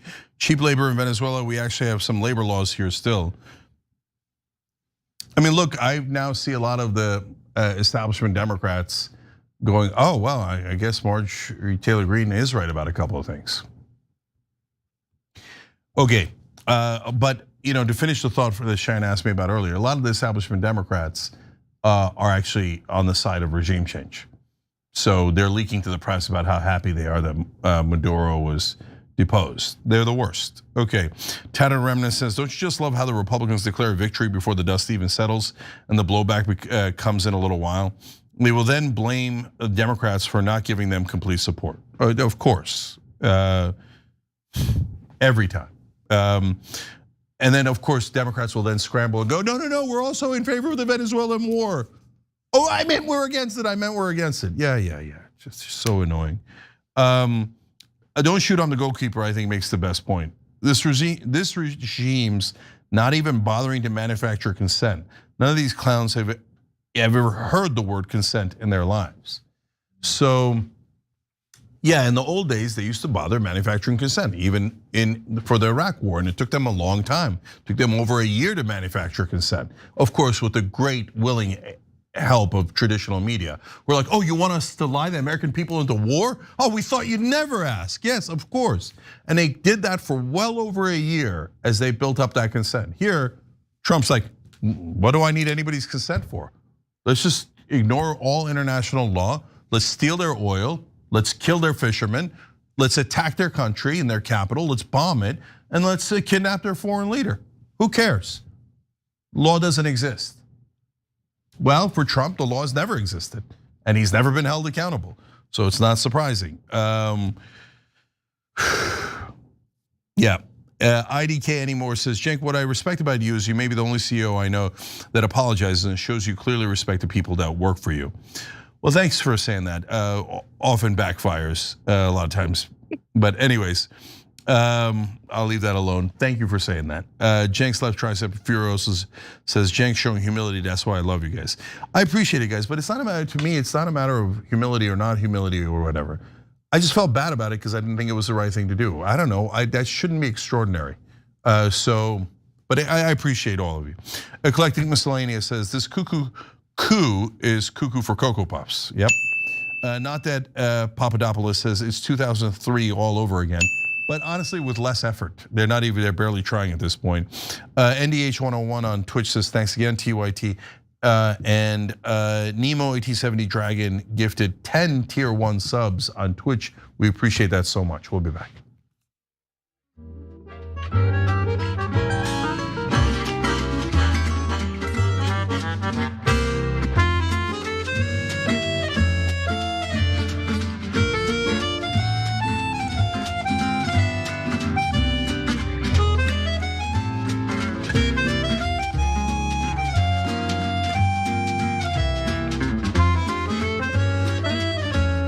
All right, back on TYT, Cenk and Sharon with you guys. Also, SFloyd83, thank you for joining on YouTube by hitting that beautiful join button below. 2-Bit Hooligan, thank you for joining on TYT.com. We really appreciate that. And they wrote a New Year's resolution, become a TYT member. Check. Okay, thank you. I love that New Year's resolution. I hope many more of you have it. TYT.com/join. Sharon, what's next? Mamdani critique, Cenk.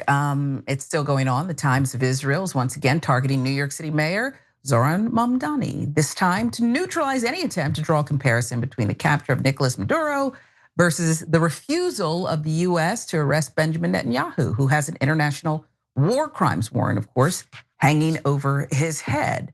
You see the headline from the article. Mamdani, for his part, simply condemned the US seizure of Maduro as a violation of international law.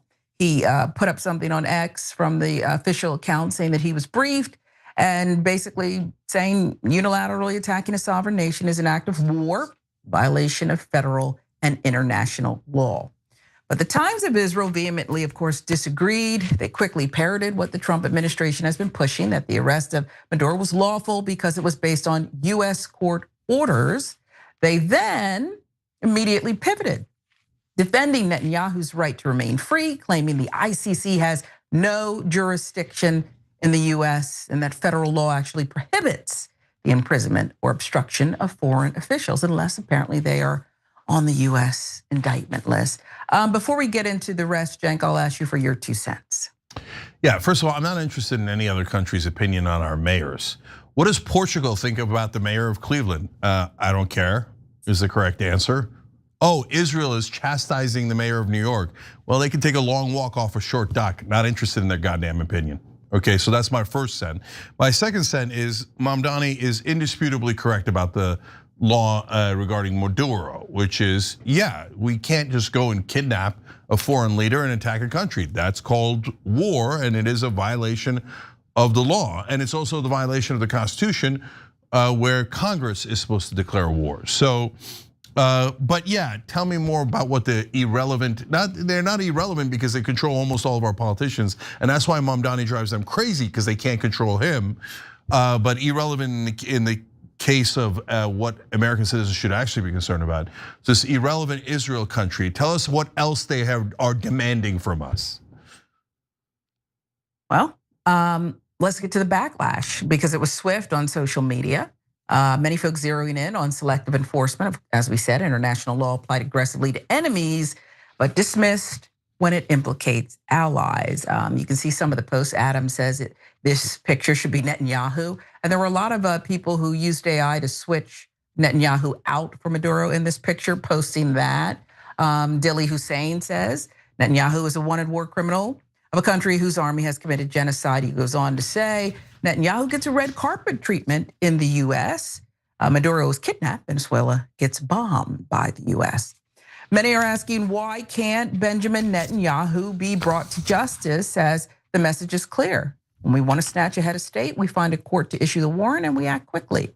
Then there was the former New York Mayor Eric Adams, who posted this on X.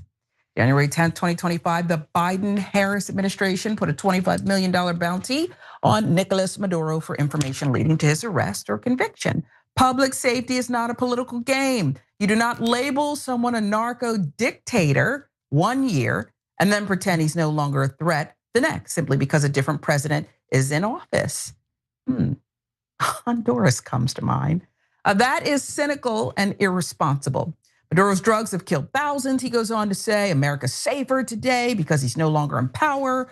Welcome to New York, Nicholas. Okay. And then there was Kamala Harris. She ignored any comparison to Netanyahu, didn't come up for her and his escaping justice. Instead, she focused on what she called an unlawful act by the Trump administration. She put it clearly: Donald Trump's actions in Venezuela do not make America safer, stronger, or more affordable. That Maduro is a brutal, illegitimate dictator does not change the fact that this action was both unlawful and unwise. We've seen this movie before: wars for regime change or oil that are sold as strength but turn into chaos, and American families pay the price. So Cenk, I would like to know, anything you want to add, but have you heard any lawmaker, either side of the aisle, address the hypocrisy that people are raising when it comes to Netanyahu, or any member of the mainstream media? Because I watched the Sunday shows, I watched Stephanopoulos in particular. He had some strong pushback for Rubio, but this other thing doesn't seem to come up. Yeah, of course. That's part of why the Israeli lobby spent $45 million trying to defeat Mamdani, because they have a mortal lock on almost everyone else in American politics. But if they can't shut up the mayor of New York, that's a problem for them, because he's pointing out the hypocrisy here. One guy violated international law, Netanyahu. One guy killed well over 70,000 people, 20,000 children, and the list goes on of all of his war crimes. And our Congress gives him standing ovation after standing ovation because they work for him and they're deeply corrupt. So the only other couple of guys that I've seen that are saying exactly the right things are, as usual, Bernie Sanders, Ro Khanna, right? But outside of like the rogue populist left that actually cares about the truth and principles and the things that the actual average American cares about, there's a lot of cowardice as usual. So a lot of hemming and hawing from Democrats. Establishment Democrats behind the scenes are leaking to the press that they're glad that Maduro was captured. And now Debbie Wasserman Schultz is going back in a second time. She's a Democrat, but a neocon. And so she loves the wars. And so she's like, oh, I like that we captured Maduro, but we didn't do it quite the right way. That was her first swing. The second time she comes out and she goes, wait. We need regime change. We're not doing this right. Wait, I thought you were a Democrat. I thought you were opposed to Trump. No, of course, that's Israel first. So they want regime change, and they're not gonna stop until they get regime change. Israel first is not the only or even the biggest factor here, but they are a factor, and they're the ones who are saying not enough, we need regime change along with others. By the way, when the last time we did regime change in Iraq, 4,500 Americans died, 32,000 were wounded, and we lost several $1 trillion. And as we were doing that, Sharon, what I heard, and because Young Turks was on the air at that time, longest running daily show in internet history, first YouTube partner. So we've been here through all the wars, unfortunately. And what people would tell us all the time is, so you're in favor of Saddam? Oh, you don't like the Iraq war? You don't support the troops? Oh, you're big friends with the evil Saddam Hussein? You know what Saddam Hussein has done? Guys, I've been through this trick already. Yeah, Maduro's a bad guy.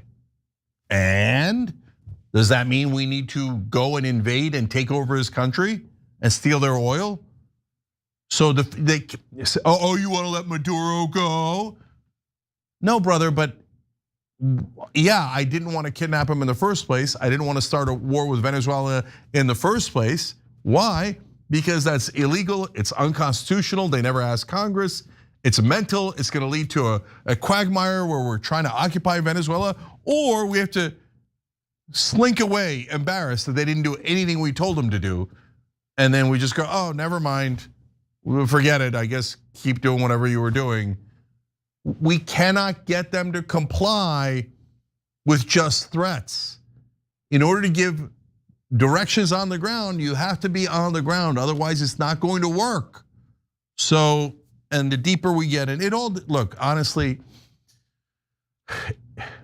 we don't have a democracy. The donors are having a conversation about what they want. They get the way the system is set up is good cop, bad cop. The Republicans are the bad cop that go, we don't care about law. We're invading Iraq, and Halliburton and ExxonMobil and Israel, and everybody's going to be ecstatic. And the voters are going to suffer. The service members and the military are going to suffer. We're going to take trillions from the taxpayers. Who cares about them? That's what happened in Iraq. That's what happens every time. And that's what they're setting up to do in Venezuela. So they can tell me until they're blue in the face, oh, I don't like Mamdani and I don't care about international law. And as we just reported, Matt Walsh says international law is gay, so we shouldn't follow it. Okay, well, if you want to be dumb, that's not my problem. That's kind of your problem. No, laws are not gay. And remember, the Republican Party pretended my whole life that they were in favor of the rule of law and our Constitution. And some of their voters actually do, but a lot of their voters, and certainly a lot of their media hosts and politicians, have to make up their mind. And so do the corporate Democrats. But they're always gonna just have a festive over which donor to pleasure. We gotta do a real rebellion in this country, a peaceful, nonviolent one, to get rid of all these bums who are all corrupt and who all work for donors and will drag us into every war. And no matter who you vote for, go ahead. Vote Democrat or Republican. You know what you're gonna get? War. You know what you're gonna get? Subsidies for corporations. You know what you're gonna get? Endless funding of Israel. You're always gonna get the same results because this is a giant fraudulent theater that they're playing on all of us. And of course, the top actors are the ones on television pretending it's all real. Yeah, that's what I saw. And I don't want to be a conspiracy theorist, but I saw an awful lot of reporting on the gentleman who spoke up during the President Maduro's hearing today in front of a judge. And they talked a lot about it. And like you said, no wonder, okay? He's a bad guy, we got it. But that's not the pivot that we're looking for right now, whether it was legal or not. And I didn't hear much of that from the mainstream media. He was on every channel, this person. It was as if it was all orchestrated to remind people that, yeah, it might've been illegal, yeah, but he was a really bad guy, so sometimes you just got to break the rules. Sharon, let's do a quick social, yeah. Yeah, sorry, one quick last thing. I saw Erin Burnett right after this Venezuela attack happened, and she's quoted the vice president of Venezuela as saying that they're not going to necessarily listen to all of our orders. And she seemed outraged. She was like, this is their vice president thumbing their nose at us. Well, what did you think she was going to do? We just bombed Caracas, their capital. We just kidnapped her boss, the president, and you expect her to just grovel to the people who attacked her country? Is that the expectation of the ludicrous people on cable news?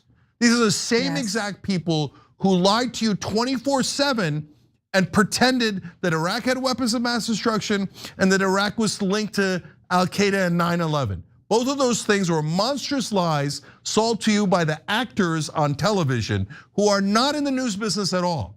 And what did you see right after we attacked Venezuela? Every television station was showing celebrating Venezuelans. Now, are there real celebrating Venezuelans? Yes. Are there Venezuelans not happy with what we did? Yes. Does television show that? No, they're like, look, they love us. We're being greeted as liberators. Oh, their leaders are thumbing their nose at us. How dare you not take our invasion politely and do exactly as you're ordered? Oh, I'm an objective news lady. Yeah, sure you are. So don't forget they're going to write books. They write books too to rewrite history afterwards. They were there the whole time. They had these inside sources. Then they write books as if it didn't happen that way. But what do I know? No, Sharon, you're 100% right, and that's exactly what's gonna happen. Later, Jake Tapper will write a book. Nobody could have seen that the Venezuela war was gonna turn into a quagmire just like Iraq. Nobody could have seen that coming. Jake, we see it coming right now. Okay, let's take a break.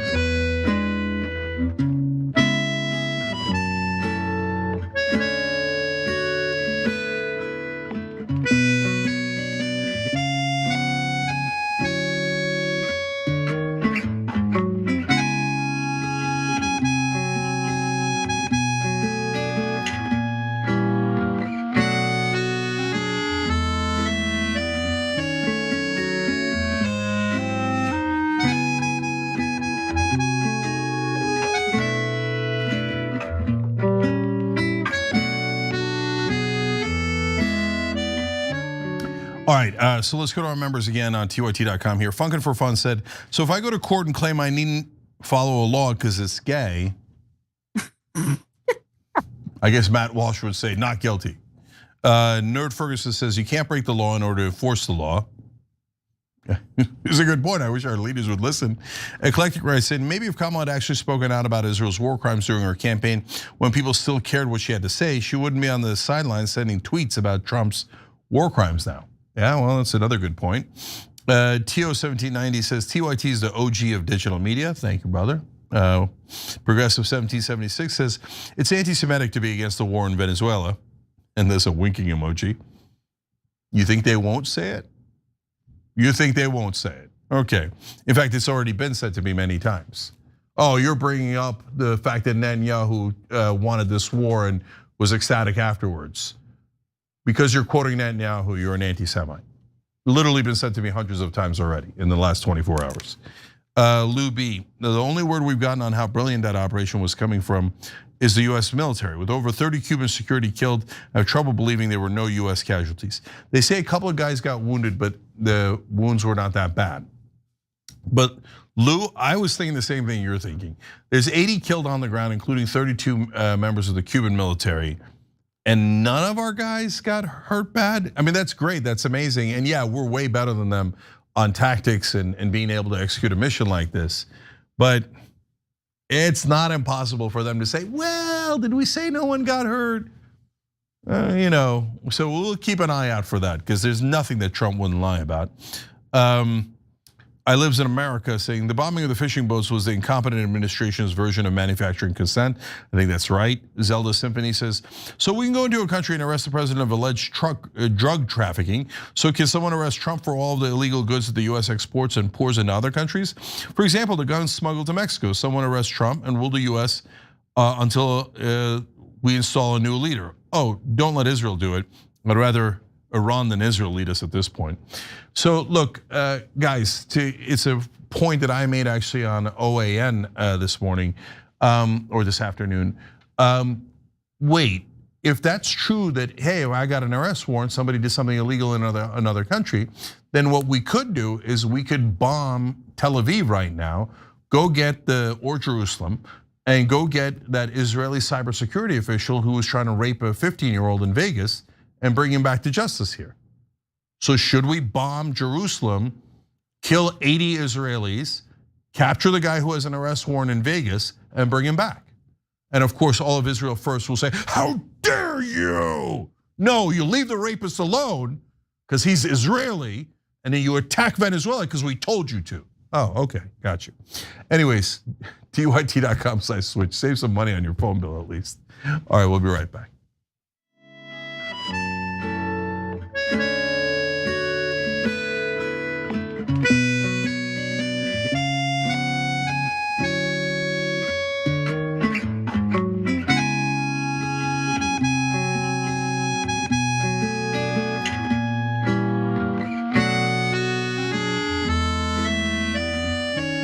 All right, back on TYT, Cengiz Sharon with you guys. Riot 8245, thank you for gifting a membership. Dana Albrecht wrote in, MTG suddenly trying to be a part of the solution is a few years too late. No, it's never too late. It's okay. Every time somebody comes to the right side, welcome, happy to have you, even if it's issue by issue. That's my opinion. ZMK Kay says, Sharon, you're gold. But the main reason I'm reading all this is because they wrote back in and said, Sharon, marry me. Okay. Can I know your credit score first? I just don't need any more problems. But you know what? Let's just have fun. You ready for the next one, Jay? Yeah, I am. Someone's hit a Walz. So I've decided to step out of this race, and I'll let others worry about the election while I focus on the work that's in front of me for the next year. I'm passing on this race with zero sadness and zero regret. I did not run for this job to have the job. I ran for the job to do the job. Minnesota faces enormous challenges this year, and I refuse to spend a single minute doing anything other than rising to meet this moment. Minnesota has always come first and always will. Yeah, I hate this decision. I don't think that Tim Walz should have ran. I'll tell you why, and we'll tell you who might replace him as a person running for governor for the Democrats and why it's not any better. Sharon, tell us the facts. Yeah, for some, it was a shocking turn of events this morning. Minnesota Governor Tim Walz announcing he's suspending his re-election campaign for a third term. He pointed directly to the spotlight that's been cast on Minnesota over fraud allegations. He argued that it was just too much. Let's listen to more. For the last several years, an organized group of criminals have sought to take advantage of this state's generosity. And even as we make progress in the fight against the fraudsters, we now see an organized group of political actors seeking to take advantage of a crisis. Make no mistake, we should be concerned about fraud in our state government. A single taxpayer dollar wasted on fraud should be intolerable. And while there's a role to play for everyone, from the legislature to prosecutors, to insurance companies, to local and county government, the buck does stop with me. My administration has been taking fast, decisive action to solve this crisis. We'll win the fight against the fraudsters. But the political gamesmanship we're seeing from Republicans is only making that fight harder. We've got Republicans here in the state legislature playing hide and seek with potential whistleblowers. We've got conspiracy theorist right-wing YouTubers breaking into our daycares, demanding access to our children. Walz continued saying he needed to keep his focus on Minnesota instead of a re-election campaign, even though he faced no serious primary threat. He was favored to win re-election. To be clear, when it comes to fraud in Minnesota, let's give you the details. Dozens of suspects were indicted in 2022 during the Biden administration as part of an alleged $250 million fraud scheme with a nonprofit Feeding Our Future. NBC News giving us the details there. State audit report released in 2024 found failures by the state's education department led to the misuse of the COVID-era program. Some of the criminal cases related to the alleged scheme are ongoing. Several of the defendants are of Somali descent, which President Trump latched onto in a slew of verbal attacks on Minnesota's Somali community. I've heard people go one or two ways saying, you know what, Cenk, he's a good guy, he did the right thing. I have other people saying, we're sick of good guys doing the right thing. Stay and fight, stay in the fight. I believe you said you didn't think he should have run in the first place. Yeah, no. So look, he's running for a third term, so he's already done 2 terms. So I don't know that a third term is a good idea in a lot of situations. But he was already running, he was already leading. Now it looks like he's running away from the Republicans and getting out of the race. And I hate that optics. No, look, was there fraud in Minnesota? Definitely, we covered it before. Did they already know it? Yeah, they had already arrested 86 people and convicted 59. So it's not like the YouTuber broke the story. So they're saying, well, it's on a bigger scale than we thought it was. Yeah, maybe, but maybe not. We don't know because we haven't investigated it yet. And so, no, they're gonna replace him with Amy Klobuchar. It's so dumb. Amy Klobuchar is such an establishment Democrat. So that's better? I don't think that's better. Tim Walz got a lot of bills passed in Minnesota, good bills that were popular, not just left-wing bills, but popular with everybody in Minnesota, with 2/3 of Minnesotans. He looked out for the average guy in Minnesota. He's been smeared from the minute that he was picked as VP, and the Democrats have never let him effectively fight back. And now he's running from this fight, and I hate it. I think that he should have stayed. He should have defended his record and try to bring things into the light. Because as you're going to tell us, Sharon, turns out one of the guys involved might have had a different agenda. Yeah, about that. Of course, YouTuber Nick Shirley's video allegedly exposing fraud at child care facilities in the state really popped things off. As you heard, Walz indirectly referenced Shirley in his announcement press conference, labeling him as a conspiracy theorist. It's true, since releasing his viral video, Shirley's credibility has repeatedly been called into question. I want you to take a look at this Intercept piece released over the weekend and see what piques your interest. Unnamed source in viral Minnesota Somali fraud video is right-wing lobbyist who called Muslims demons. There he says it. David Hotch, identified only by first name in Nick Shirley's video, got info for his anti-Somali campaign from a GOP state.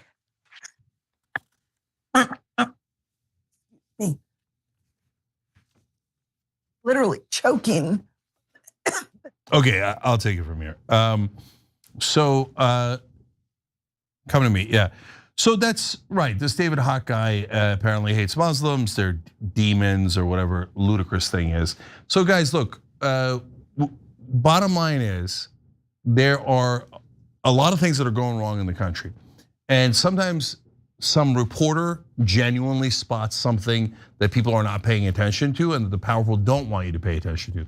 Great example is the Epstein case. It was a Miami Herald reporter, Julie Brown, who broke the story when no one wanted it broken. And that was amazing journalism on our part. And sometimes what happens is people have a certain agenda and they see something going wrong and they go, oh, perfect. I'll put a giant spotlight under this one. Oh, there's fraud in New York with Hasidic Jews. No spotlight, right? There's fraud in California with nonprofits and the homeless, no spotlight, that's inconvenient, right? There's this, there's that, left wing, right wing, all sorts of different ethnicities. Anna talked about Armenian Medicare fraud, etc. No spotlight. Oh, we've got fraud that involves immigrants and Muslims and there's Somalis, perfect. Giant spotlight, the bad guys. Okay, no, I want the spotlight on real fraud everywhere. I don't care where they're from. I don't care if they're Somali or they're, Norwegian. I want the people doing the crimes arrested, but I don't want demagoguing outside of that. It's not about all Somalis or all Armenians or all Hasidic Jews or all anything. Are you crazy? It has nothing to do with our religion or our background or ethnicity. And that applies equally to Jews, Muslims, Christians, etc. But this happened to fit in perfectly with an anti-Muslim agenda that some folks wanted to push. So that's your confluence of events that led to this. And I thought that's another reason why I thought Tim Walz should have stayed and fought and made clear how they have actually addressed fraud and what they're planning to do to address fraud next, and how we shouldn't then lead to other conclusions outside of going to get the specific bad guys who are breaking the law. But we don't have that. Instead, we'll have Klobuchar probably. And I mean, I don't think it's impossible for them to lose this race now. So congratulations, Democrats. As usual, you found a way to snatch defeat from the jaws of victory. I mean, if you couldn't find a way to lose Minnesota, that'll be so Democratic establishment. It'll be perfect for Democratic leadership. All right, yeah, Sharon. No, I agree. It's a Democratic stronghold for so long, and now it looks like Tim Walz is running away because this stereotype that it's the Somalis everywhere and the fraud is real, and that's very dangerous. Yeah. 100%. All right, we're way out of time. Sharon, thank you. Everybody check out Sharon on Rebel HQ and pretty much all of our channels. Indisputable, so she's on everywhere. We appreciate you. All right, we got to take a break here. When we come back, I'm going to talk to somebody about, in the midst of all this, is there any room for optimism? That's a tough challenge today. Let's see if we can meet it when we come back.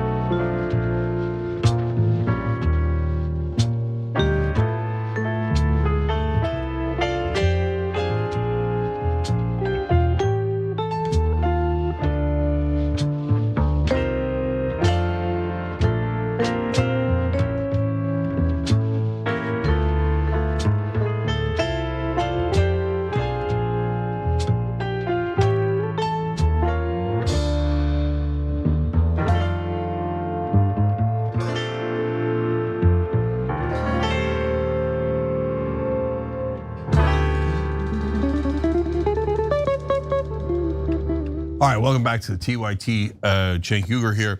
All right, we're gonna do a guest here on optimism. God help us. And curious what Zachary thinks about Venezuela as well. Is Zachary Carbell? He's known as the Edgy Optimist on Substack, and he wrote a really good piece the other day about what happened in Indiana. With what's happening in Venezuela, it seems a little overshadowed, but we're gonna talk about both of those because I think those are both very important developments, one in a negative direction, the other in a positive direction. Zach, welcome back, brother. Hi, Chuck. Yeah, so it's big news today. Let's start with Venezuela. A little tough to be optimistic about that one. Yeah, look, you and I have talked about this, and hopefully we will keep talking about this. One thing I try to do in a lot of my writing is to remind people that most of what you think is really ugly about America has been really ugly about America. And maybe that depends on who you are. That's either a recipe for, oh my God, we've always been awful and now we're really awful. Or for me, it's a recipe for stop having the Groundhog Day of waking up and being astonished that there's gambling in Casablanca and that we're doing the same things that we've been doing over time with some regularity. Now, it's true that the United States has not staged an extrajudicial, potentially illegal military intervention in a Western Hemisphere country since 1989. I think that's largely accurate. But we did send tens of thousands of troops to Panama to arrest Manuel Noriega. We did send tens of thousands of troops on very questionable grounds to Grenada under Ronald Reagan because we were concerned about whether or not there was a communist government there.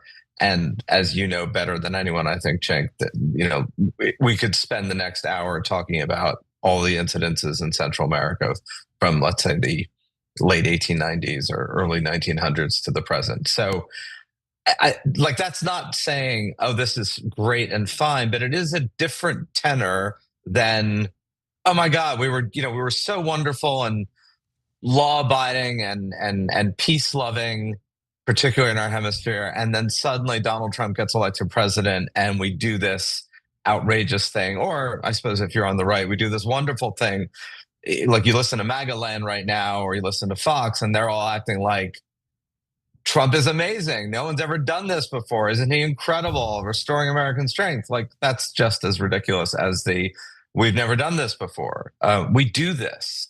This is very American. It's as American as apple pie, and apple pie isn't that American. I mean, apples are not indigenous, but separately from that. All right. So you get what I'm saying? Like it's not. I do. So I'm not sitting here going, wow, isn't this cool that we just sent 200 special forces people into Caracas to abduct the illegitimate leader of a messed up country. But if our new foreign policy is to remove, arrest illegitimate leaders of messed up countries, we're going to be spending a lot of time and money doing that globally. Yeah. So fun question for you. Is it fun? We'll find out. What's in your opinion better, the old way of doing coups or the new way of doing coups? Because you're unquestionably right. New and improved? Yeah, because of course, there's a reason why the countries are called banana republics. It wasn't their fault, it was us. We were doing the invasion on behalf of Dole, a banana company, right? And now we're doing it for oil companies, and we've done that in the past. So, but in the old days, we would hide it, right? And we would pretend that there was a real American interest there for the citizens, et cetera. Now, we just go, oh, we're taking their oil, and we don't like them, and we don't care about the stinking law. We're just gonna violate it and just take it, right? Under the flimsiest of excuses.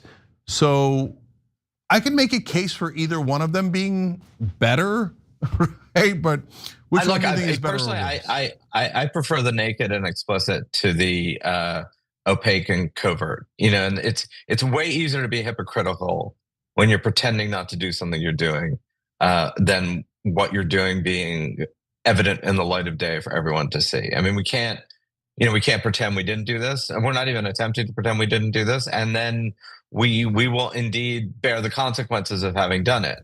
If those consequences are 1,000 flowers of democracy blooming in Venezuela and Caracas once again becoming, this incredibly enticing, flourishing port on the Caribbean, then I suppose we will receive some credit for our, albeit odd, way of going about it. I think that's unlikely. By the way, even the seizing the oil thing doesn't make a lot of sense. I mean, Venezuela, which I think Trump alluded to, has let its oil industry essentially fall apart in a sclerotic mess of cronyism. And so they haven't invested in refining, they haven't invested in production. Their oil production has gone down and down and down year by year. And it's a very heavy, viscous crude oil that requires a lot of energy and a lot of refining to make it usable. So it's not like the most attractive oil in the world. And we would have to spend a lot of money in order to actually make any money on that oil. And we being, I don't know who, Chevron, the US government, and there's no evidence yet, or there's no indication yet that we're about to do any of that. Although actually, funny enough, right before you came on, Zach, the statement out of the White House is that we might have to pay the oil companies to go and do that exploring of it. Right. Like, right. We already did a coup for you guys. Now we got to pay for it on top. But anyway, I think we've stumbled onto a very unique debate here. I actually don't agree with you, Zach. I think that it was better when we were hiding that we were breaking the law. And the reason for that is because at least it allowed the law to exist, right? And it allowed people to believe that there was an ideal that we could strive towards. Now we kind of have chaos, because now if China goes to take Taiwan, they're gonna be like, what international law? Who are you guys kidding, right? So now it risks chaos even more, even though I like that it's more honest. Yeah, it's hard to argue with more straightforward, but in this case, it does a lot of destruction of international law in the process. So this is like a debate that's going to go on for the next decade plus, which is, were the latter years of the United States being the self-appointed and in many ways group acknowledged leader of an international order that was set up in 1945, had the time passed in which that was actually better for the world net, even if the United States was hypocritical in its enforcement. And you will certainly hear people around the world saying, we recognize that the United States repeatedly from 1945 violated its own principles, but at least it upheld collective principles in a way that we all benefited from and liked. No one benefited more than those rules than China, right? It benefited from breaking them, but it also benefited from a framework in which it could emerge somewhat peaceably into them. Whether or not, let's say, circa 2010, like some mix between the global financial crisis and the Iraq war and the whole domestic maelstrom that surrounds the dual elections of Donald Trump, and that I think anyone would agree with that, whether you're a Donald Trump supporter or not. The degree to which the United States could still be seen as a leader of a system, at least by example, clearly had broken down, and whether or not we really were leading that system, or whether or not multiple countries, because of their own affluence and self-interest, had started to step up, at least regionally. I'm really of the camp that has said that there's a world out there that is more orderly and will in fact be more rules-based, because it's in the interest of a lot of states and middle class who have become more affluent over the past few decades to have that be the case, than needing one hegemon who is flighty and inconsistent and hypocritical, albeit was committed in the United States. Yeah, I think that it's a super rare case where I go with, let's go with a little bit of obfuscation so we could have international law and order. Sure. But okay, one last thing about this. You consistently make the argument, and I generally join you, that things are over the long arc of history get better, right? And there's a lot of ups and downs, and so it doesn't mean things are going to get better in the short term. It means they get better generally in the long term. But in this case, here we are back in the 1950s, right? And we're doing coups in Latin America and South America. So arguably we're back to the 1980s, but I take the point that we're back to something other than the present. Yeah, and so were you hopeful at all that we were going to get better? And are you hopeful in the future that we might get better, or no? Whether we're lying or honest, we're going to keep doing this for the rest of the time. So if we had had this conversation when I was younger and more starry-eyed, at least about the world, I would have assumed in the 1990s that the arc of history was toward more peace, more international concord as manifested by the European Union, states coming together, laying down their arms, working together for a more prosperous future. And from that vision to the present, things are clearly quite worse. What I would not have expected was kind of the dual effects of technology, whether that's the web or increasingly the ability of hypercharged technology to unlock material and scientific discoveries.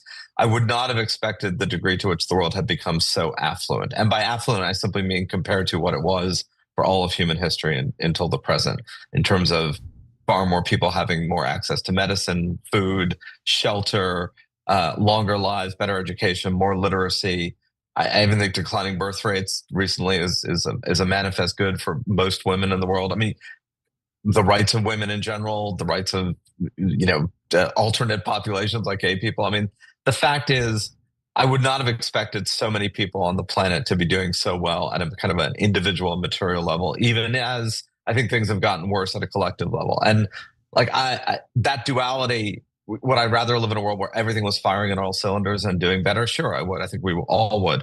But I think that duality is important in that most people live their lives as their lives. They don't live like global tectonic trends that even so are not even evident while we're living them, right? We're all making snap judgments in the present about what we think this all means. And it's all too messy and too noisy for any of us really to know conclusively or for any degree of certainty what all this augurs for the future. Like, I don't know if this is the beginning of the end of the United States as a global leader or a blip along the way, and no one else does either. But I do know that those trends are really powerful, and those aren't going away, right? I mean, there's still a global middle class that is emerging palpably. Why is Maduro illegitimate in Venezuela? He's illegitimate in Venezuela because a lot of 28 million Venezuelans, at least from everything we know in that last election, the majority of whom did not vote for Maduro and did not vote for Chavez policies and voted for something else. Like, that's kind of a positive sign, even if it's a negative outcome. Same thing about what's going on in Iran. Yeah. I hope we get to a day where America stops doing coups and decides, hey, you know what? Why don't we just buy the bananas for a couple of cents more? True. Right? Why don't we just buy the oil from Venezuela instead of just taking it? So I know, revolutionary thought.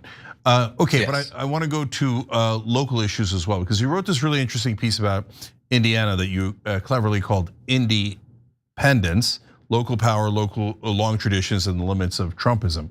So tell us what happened in Indiana and why it gave you some cause for optimism.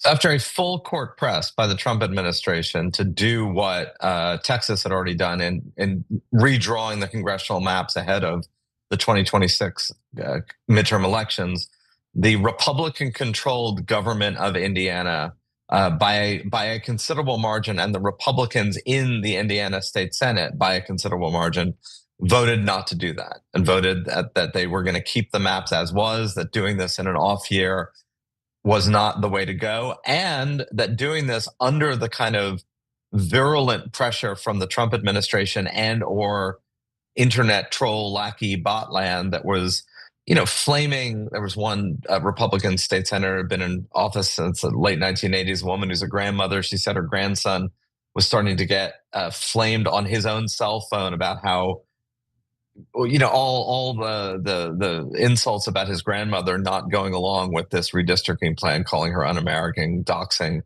And a lot of these Indiana Republicans said this is just not the way, A, we do things here, and B, that we should be doing things as patriotic Americans.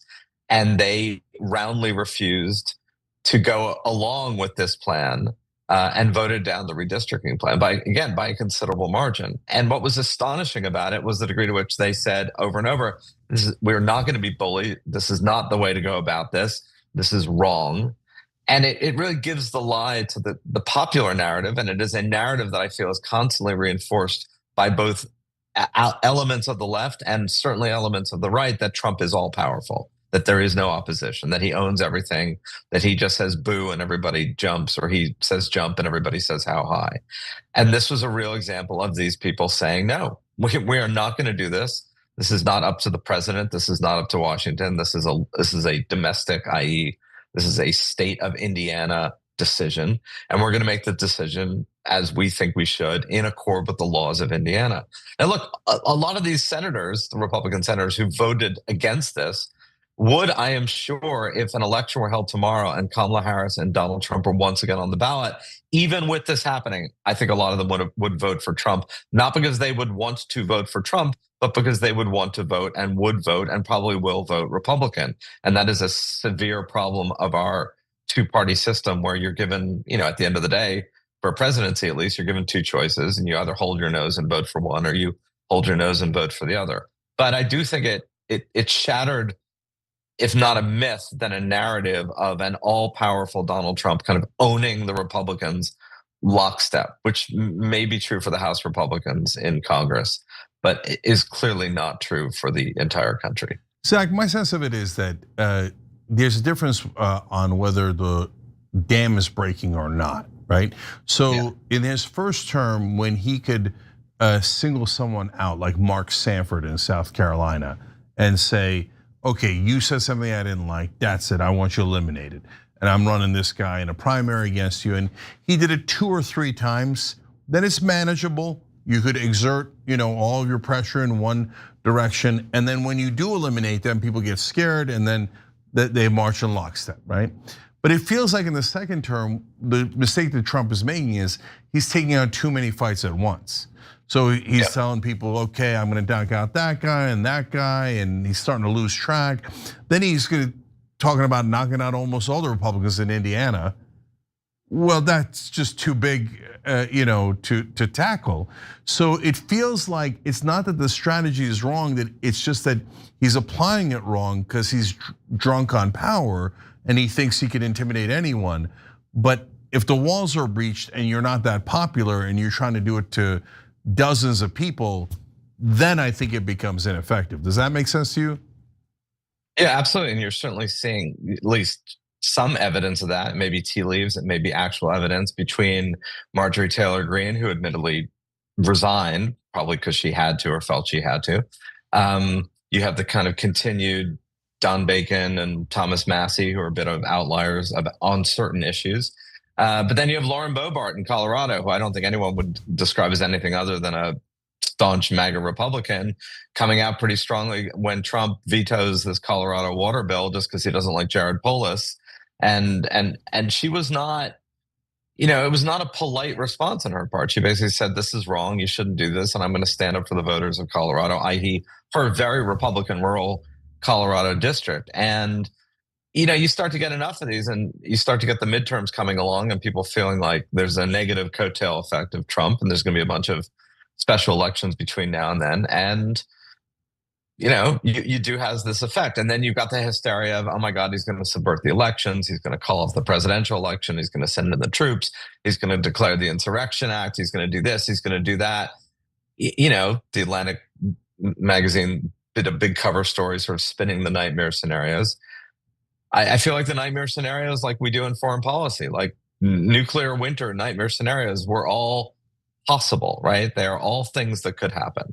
There are nightmare scenarios that could happen, but I think we also have to honor what is happening more than we honor what we fear is going to happen. And I was roundly criticized in some New Republic article for being an anti-Cassandra, meaning I was somebody who has never adequately pounded the table for just what an existential threat to freedom and democracy Trump is. And I think, and I've had these conversations, one of the reasons for that is look at the threat that's happening, not the threat that's might. Look at reality now and not potential then. And it is only in historical hindsight that these things with clarity. And I think people should be a little more cautious about assuming that just because this could happen, that it will. Yeah, I like this anti-Cassandra title you were given. Maybe we could do a coalition of 2 on that. And so it's, guys, look, this happened when Trump first took office. It's not that he wasn't gonna do outrageous things. We all voted against him, fought against him because we thought he was gonna do outrageous things, right? And he did. And like the ICE thing is outrageous. I can name you, in fact, we talk about it all the time, dozens of things he does. Yeah. But that doesn't mean he's gonna take Greenland next. And it doesn't mean that we're gonna have these parade of horribles, etc., because there are other factors involved. We're not expecting the kindness of Donald Trump's heart. That's not the issue, right? Correct. The issue is Yes, but like as I had got in a debate, Zachary, with someone else on the left right near the beginning, and she was convinced that he was going to set up concentration camps for Chinese Americans. I was like, if we got there, a lot of things happened beforehand, right?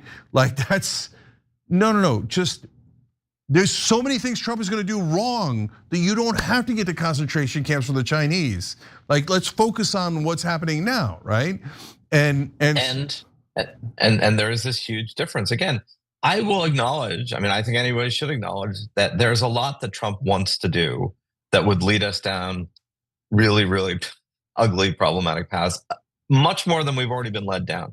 And I think, maybe the only surprise of the past year, if you look at this nearly 12 months of the second term or the second season of the Trump show, what is probably most surprising about it is just how many people have been assembled in the administration who kind of echo him in sensibility and tone. It's a little like the island of lost toys, but in a malignant fashion. And I'm surprised there are that many people, who were like bullied in high school. But other than that, much of this remains thwarted ambition and not realized ambition. I mean, I know the Trumpies all think they've realized all their ambitions, and I know a lot of the left and a lot of the country believes they have realized all their ambitions. I'm much more struck by how few of those ambitions, other than theatrical, they've achieved, right? Deportations, way lower than it would be if they had done this less brutally and in a more coherent fashion. Way lower than it was under Obama. Way lower than it was under parts of George W. Bush. It's like, they're not even that good at deporting people. They're just good at doing selfies and TikToks of deporting people. We just removed Maduro. Are we going to govern Venezuela? I mean, let's get back to that in a few months. I think the answer on that one is probably no. So, there's a lot they want to do that they seem to be incapable of doing. And I don't know if it's optimistic, but I certainly take a lot of comfort from the fact that they seem at present point either incapable of doing it or halted by the courts in doing a lot of what they otherwise would have wanted to do. Yeah, totally. Look, last thing. On the courts, I couldn't agree more. They've generally held. Yeah, they did a bunch of rulings we don't agree with, but they have not allowed them to break the law or violate the Constitution in a big way. So I'm relatively satisfied with how much they've kept within the law, especially a Supreme Court that decided Citizens United and other outrageous cases, right? Then, Epstein files was an excellent demonstration of the limits of his power. He did the bullying trick. That's it. If you're, want the files released, you're now a rhino and a Democrat and a traitor and stuff. And still the great majority of Republican voters, his own voters, were like, no, we're not any of those things. It's not true, and that's where the wall broke. That's where the dam broke. Epstein files, and so what I meant by last thing is, so Zachary, I think Venezuela might be the second time the dam breaks. Not now. Now they're on a high. Oh my God, we killed and captured and all that stuff and bombed and look cool and bald eagle and machine guns, right? But if we try to occupy, this thing's going to turn into a nightmare real quick, and then I think that's his Waterloo and he loses all power and they can't do those other things that were listed in the Parade of Horribles. Yeah, I mean, I think, if you're going to prognosticate for the short term, it seems more likely that there will be an attempt to do a second coup. If the successor government, which is really the same government without Maduro, proves less pliant, whether or not the United States attempts to say, well, we don't like the next person, so we'll just try to find another person before you actually have troops there. Because, it's interesting, Trump has had this kind of spidey sense of you can get away with a lot as long as Americans don't die. And he seems to get that intuitively because nothing that he's done in either of his terms have really jeopardized American soldiers, which is telling, right? Now, never say never, and you can get drunk on power. And he kind of goes, "We can do anything." And you're right, that'll be the Waterloo, right? Forgetting his own clearly digested lesson. But to date, that's a lesson, or that's almost a mantra, whether it's explicit or not, that he's lived by. Yep, and he has gotten a little bit lucky that nobody got hurt in Iran and Venezuela and all the bombings, right? But you can't control Venezuela from the outside. So either he's going to get embarrassed and then going to have to, basically run away, or he's going to get involved in an occupation that's going to be his Waterloo. So I don't think that there's a lot of good options out there for him now that he started this mess. But we'll see. Correct. All right, Zachary Karabell, Edgy Optimist on Substack. Make sure you're checking it out. Zach, we appreciate you, brother. Thank you.